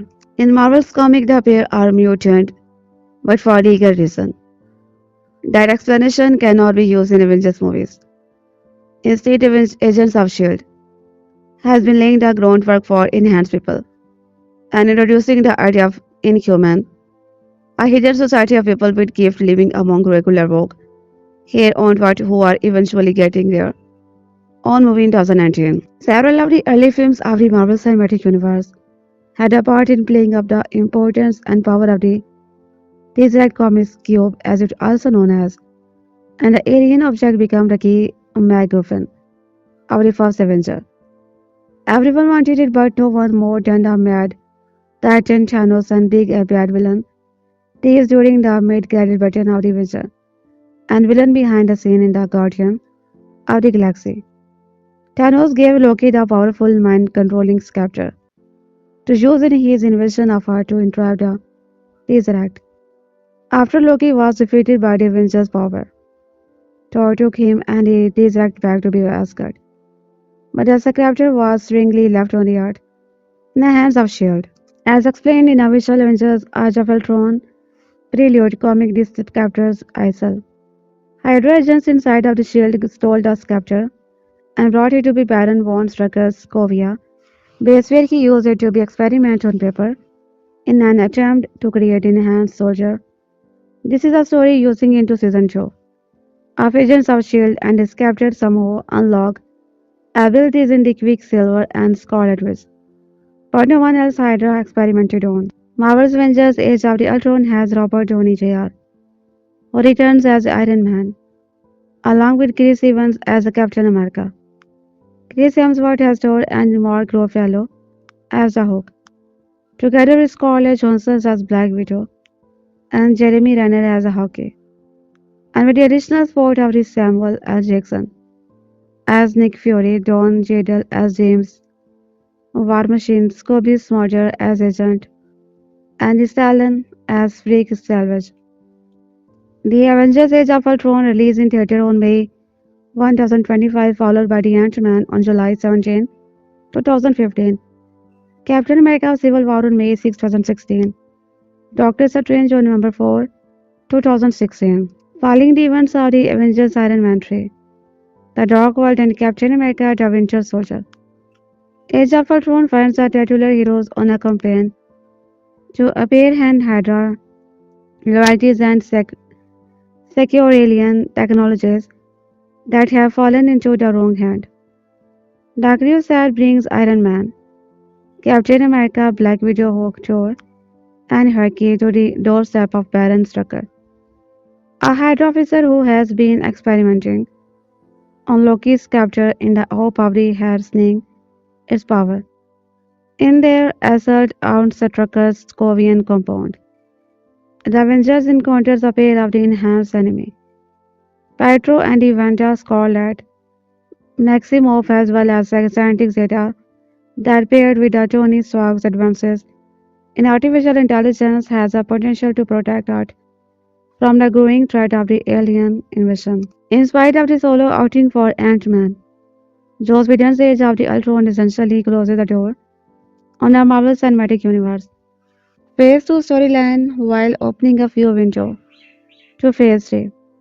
The latest Avengers team up delivers everything that fans have come to be expect from Marvel film. Globetrotting adventure, CGI battle, future shared universe setup, comic book Easter egg, concise character drama, and a Sam Lee cameo. As a result, the movie is a must-see for anyone, young and old, that has been following along with Marvel's interconnected movie storyline. It is bigger with the refined special effect, a new central villain, and came some into saying Phase 3 Civil War groundwork. Age of Ultron will be less accessible for viewers who are not well versed in the going plot and, much like its predecessor, gets bogged down in the balancing act of developing a returning hero. Still, the core storyline successfully built on the film, and the subsequent individual struggle that have come before, supplying each avenging hero with their own obstacle, physical, intellectual, or emotional. To the end directions of Scarlet Witch and her power to manipulate minds, Glavin sees the Avengers into deeper and darker self-evolution. The majority of the cast, especially the actors who have been given solo films, are per for the course in their role. Iron Man and Thor offering a mix of the amusing one-liner, sincere personal drama, and badass superhero moment. That's sad. The most affecting scenes come from characters and cast members that have not headlined. A Marvel solo movie building out the ongoing thread of Bruce Banner struggle to keep the other guy in a check. The hook provides a surprisingly effective mirror for Black Widow to reflect on her own troubled past, as well as Ball Pounder who was she wanted to be become. Nevertheless, the biggest surprise of the film is previously sidelined Avenger. Client Burton, who enjoys the most nerves and the relatable role in Age of Ultron. Various Burton ways of mindless drone in Avenger. He becomes a powerful cipher for the movie-going audiences this around. Newcomer Quicksilver's Aaron Taylor and Scarlet Witch are rewarding anti-hero choices and bold performances are solid in their low role. In spite of a well-received depiction of Quicksilver in X-Men Days of the Future Past, Taylor Johnson's Quicksilver is differentiated enough to ensure his storyline and superpower are fresh, even if certain aspects are still very familiar. Olsen is a promising addition to the MCU, injecting colorful flair to Age of the Ultron section scene. Yet, just as the larger film hint at more exciting event down the line, a lot of viewers may be more interested in what Scarlet Witch's inclusion will mean going forward, rather than realizing in this and brief debut appearances. That said, while the twins are intro going to us, their backstory as well as the origin of their power are glossed over, and worst of all, their connection to be Ultron is papered in. The lack of narrative coherence and believable world building is sympathetic of the ongoing problem in Marvel movies radar. After all the build up to be Ultron, the James Spider-Verse, only a slight improvement upon prior evil door that Avengers team members have faced while this manageable CGI Ultron army is. Similarly, only a slight improvement over the punchable horde of CGI to Whedon credit Ultron saves more development than his predecessor. In addition to some generally witty banter, but the sentiment report still gets short-shrift when compared to screen time of the film's six plus hero, like Quicksilver and Scarlet Witch. Ultron is more plot device and defined character, used to pull the Avengers in new directions and challenges them in a unique way, rather than a present and enduring villain on his own. It misses the bar of classic movie greatness, but Avenger Age of Ultron is one of the most exciting and entertaining Marvel entries so far, with some of the franchise's best visuals like Captain America, The Winter Soldier. Certain environment and effect appear green screen CGI, and we didn't still fighting against the level techniques in the director's chair, but the filmmaker successfully opens the anti-visual spectacle, producing bigger and more sophisticated action set faces. Not to mention another impressive spinning team. For that reason, it's worth seeing Whedon's latest film in premium format, 3D and IMAX 3D where possible. Despite a few narrative hiccups and clumsy sequences, the Avengers Age of the sequences are a solid popcorn, entertainment and the best experiences on the big screen. Long-running trapping of the shared movie universe storytelling remain, and the novelty of seeing iconic comic book character together on screen is not impressive as it was in Avenger. The Avengers Age of Ultron runs 141 minutes and is rated PG-13 for intense sequences of safe affections, violence, and destruction, and for some suggestive comment now playing in 2D, 3D, and 3D Max later. Let us know what you thought of the film in the comment section below. If you have seen the movie and want to be discussed detail about the film without worrying about spoiling it for those who have not seen it. Avengers Age of Ultron broke a major tour A Loki trend in the Infinity Saga. Chris Hemsworth and Tom Hiddleston's journeys in the Marvel Cinematic Universe have been linked since the very beginning. Just as Thor became one of the MCU's biggest heroes, his father popularity propelled him to remain part of the shared universe. Even after a few faked Loki's death, they both remained the characters throughout the Infinity Saga, and it was almost an unspoken rule that Thor and Loki would appear together in an MCU movie. Looking back on the Infinity Saga, Thor is a very MCU movie that Loki appeared in, but it is one exception to the trend on Thor's side. Avengers Age of Ultron is the only time in the Infinity Saga that appear in an MCU movie without Loki.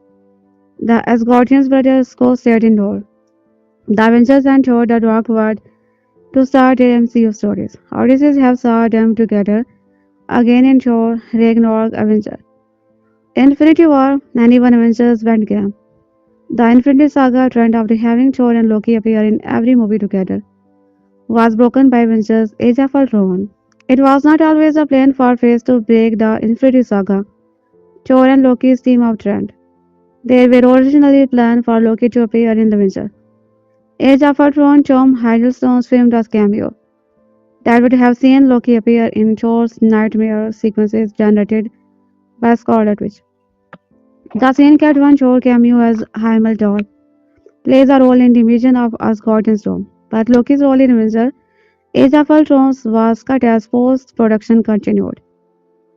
The reason why Loki's Avenger Age of Ultron cameo was cut apparently was audience's confusion after the movie's release. Tom Hiddleston explained that as audiences thought Loki's presence in Thor's dream somehow meant he was controlling Ultron. That is potentially due to the importance of the Loki's scepter in the sequel and Ultron's plan. The multiverse saga has since continued to spare separate Loki and Thor's MCU stories just like Avengers Age of Ultron did. It has created a growing desire to see Loki and Thor together plug in an MCU project, and that reunion could happen in the future. Loki season 2 could easily include a Chris Hemsworth cameo potentially, however, the importance that both characters continue to play make it quality likely that they will be in Avengers The Kang Dynasty and Avengers Scarlet War. These event films could be where Thor and Loki's MCU reunion happen and potentially even allow Hemsworth and Hiddleston to exist the franchise together. Art Avengers Age of Ultron is the weakest installment in the titular team-up series, setting at its 76% Rotten Tomato. It certainly contributed to the most important storyline established in the MCU.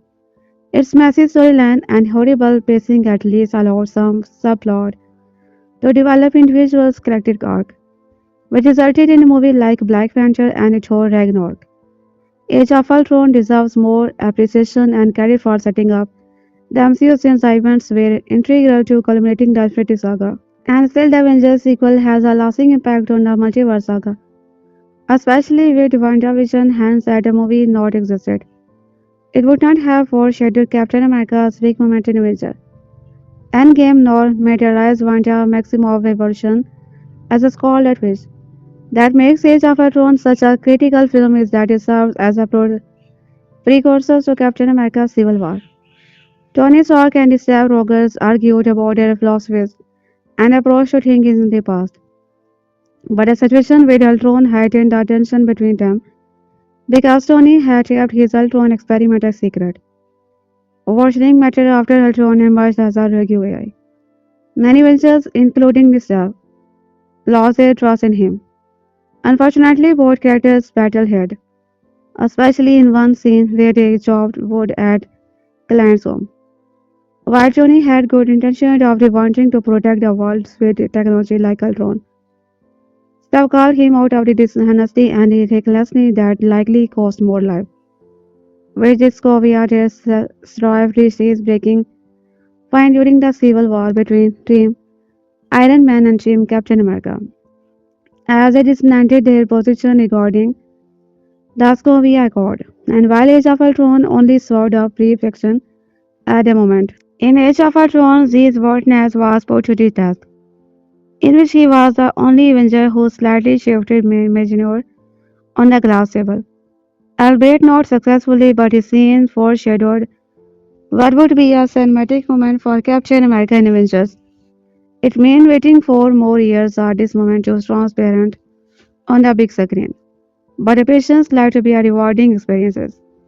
Since then, Jane Foster's and Love became the latest exception to build Midnight in the tour. Lemon Tenders also shared this feel with many others. Wanda Maximoff echoed a Scarlet, which has become a fan favorite character due her formidability and complex character development. Credit goes on Age of the Ultron for introducing the telekinetic witch, but it took a long while before her tragic story started to take shape. The movie also forewarned Wanda's incredible power that would make her one of the strongest Avengers in the MCU. In particular, the final scene where the wipes out all the remaining Ultron pod. Wanda's revelations began with her with her brother's death, and her misfortunes continue to pile up with her accident at Legos and the visions that in Avenger Infinity War. These would only have a lasting effect on her as slowly become lonely and heartbroken. These tragic events in the MCU would contribute to her growth as a Scarlet Witch in the WandaVision and eventually set in motion her villainous arc in Doctor Strange in the Multiverse of Madness. One of the most one of the most important scenes in the Age of Ultron is a vision for each character. Throughout the film, Wanda toyed with each other's mind with a vision that could be their desire, fear, or unsettling memory. Tony Stark was Wanda's first victim to experience this in which his vision played his war as fear of people that and his failure. While Tony has been dealing with a PTSD since the Battle of New York, it was the first time Tony revealed his safe reputation, being that everyone dies, which is why he does what he did in Age of Ultron, sadly. His apprehensions came true when Thanos wiped out half of the universe, leaving Tony dejected with defeat. It shows that Tony is a more than just a big genius, billionaire, and he is a human who wants to protect humanity and his loved ones at all costs. This moment would further justify his crucial decision, making it the ultimate sacrifice to save humanity and finally find peace.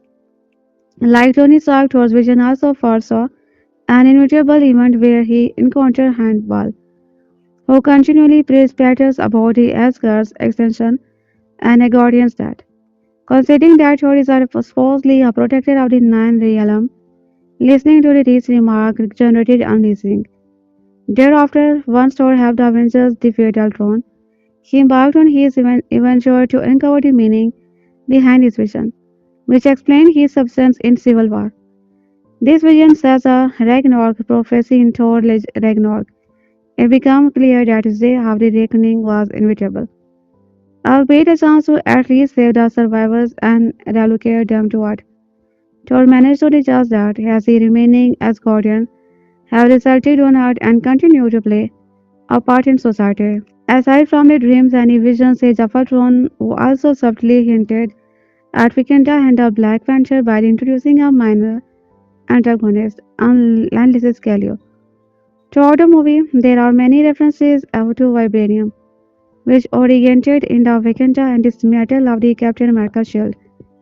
It also showed us glimpses of vibranium and the means anyone would go through to get their hand on including Ultron. Age of Ultron led the plot line for the Black Panther movie by introducing Galio as an antagonist and explaining the ongoing issue regarding vibranium smuggling. Arthur Clue did not pose a real threat. Vibranium became a crucial element of the leadership as a Black Panther by becoming more open-minded about change, such as opening Wakanda to the world as an iconic location in the MCU. Wakanda has become more integral on the multiverse saga since Wakanda forever revealed many nations were growing greedy for vibranium. Unlike the other Avengers, Natasha's vision was a memory from the Red Room. There she trained to become a Black Widow. Up to this point, she only generally alluded to her dark past before her recruitment with the Shield. But Age of Ultron delved into the Black Widow origin in which she experiences intense training that graduated from the program mid her operation. Natasha's vision eventually orchestrated a plotline for the Black Widow regarding the manipulative program. The Black Widow program is still ongoing, which becomes their primary objective to stop it. And Age of Ultron hinted at the part of the Natasha dark past, with Black Widow expanding on it. Considering his family weakness, anything that happened to be them puts client in a vulnerable position. This was the case when Endgame revealed that his whole family perished from the snap, causing him to be adopted a regular persona as Ronin. His family has since returned, and MCU recently started to explore the family's background. Captain America Vision is not like any other Avenger. While most experiences dark memories or depression, Steve the end of a heartwarming moment.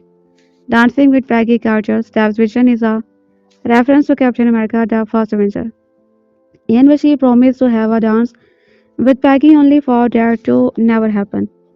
It is a devastating feeling for Steve, who did not have his dance with a Peggy since he was frozen in ice for almost 7 decades. However, this vision would predict Steve fighting ending the reunited with the love of his family.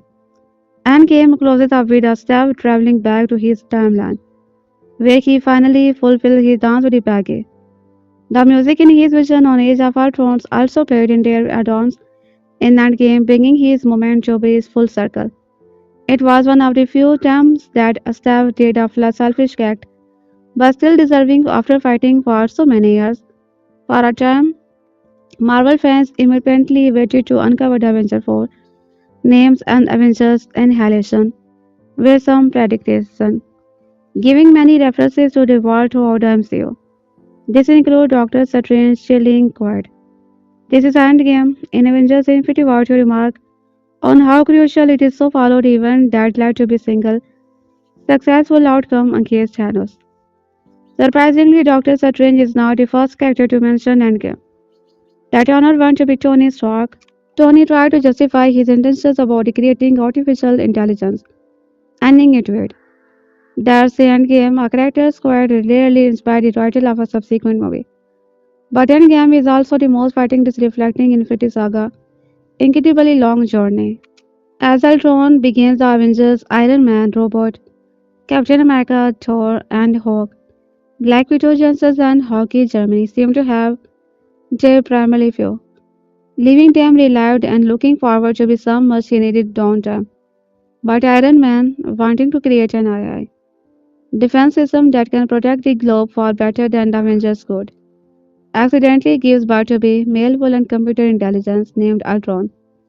Hausenary board body, Ultron seeks to bring space to the world by eradicating the Avengers had and all of the humankind. The original films was partly devoted to be bringing together these disparate superhero and much of the drama and humor came from them playing to learn to work together as a unified fighting force. Ultron suffers in comparisons because Whedon, who also wrote and directed the first film, has already explored the tensions and old pairing that would occur when different comic book titans are focused to exorcist.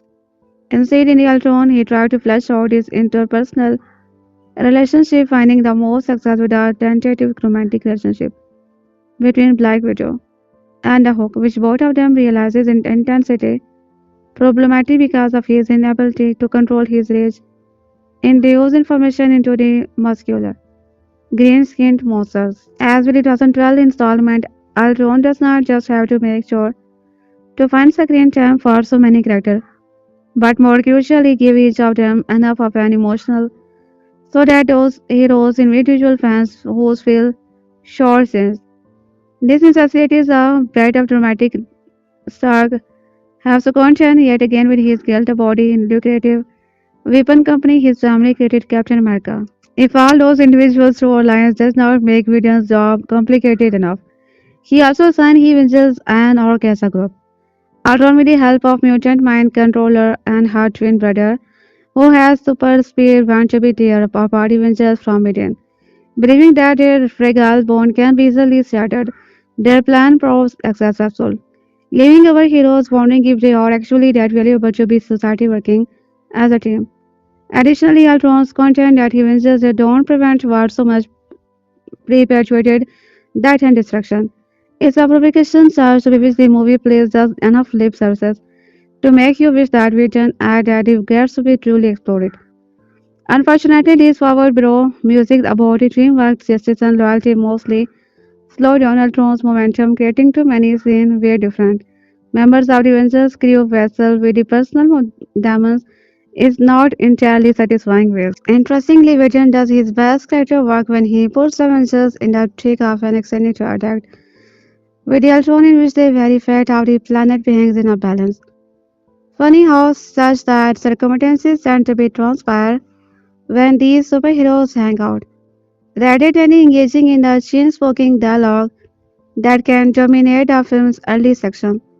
That Avengers demonstrated theme of self-sacrifice and bravery through a bold action near the end. And as a result, Ultron concludes on a thrilling, Caesar intensely emotional note. By now, very comfortable with the role they are playing. The lead actor don't show many new side to their iconic character, merely emphasizing their most dominant feature. Johnny remains a world-class smart as a Stark. Evans maintains Captain America's rigid decency, and Hemsworth again lantern for the threat. Regal native but two of the best performances come from the Ruffalo and Johnsons who get to show a little flirty chemistry as Banner, and the Romanov began to be the crocodile spark between them. Also good is Render, whose IQ simply can't compare with the life hero around him. Joaquin Altron is mere moral stuck with just a bow and arrow. As far as the baddies go, Spider does a decent job boxing those snarky Ultron, telling the Ultron has been designed in Stark's image. After all, the machine is a man's brainchild and it therefore Ultron's slightly arrogant Dawn can be seen as a mirror image of Stark's pattern, and written don't exactly make Ultron a nice moral figure capable of indicating the Avengers on some outer hypostasis. But the character is a witty creation without being too cute to say. In his dialogue, less enjoyable are Taylor Johnson and Olsen who are saddled with Rick. Viewer who don't care about his subtle character shading will be happy to know that Ultrons provide ample action from the first frame. However, the preponderance of CGI in the battle scene can lead to a disheartening feeling as we watch weightless avatar flying to and fro. The characters often bantering with hate or misquip that only underline the unreality of the situation. Still give Whedon credit for manufacturing a final that, for the upbeat time in the history of cinema, makes us concerned that a human race could be wiped out at a moment's notice. Despite how overstaffed Age of Ultron can be, he is a filmmaker with an eye out for the emotional underpinning that make all the spectacle compelling.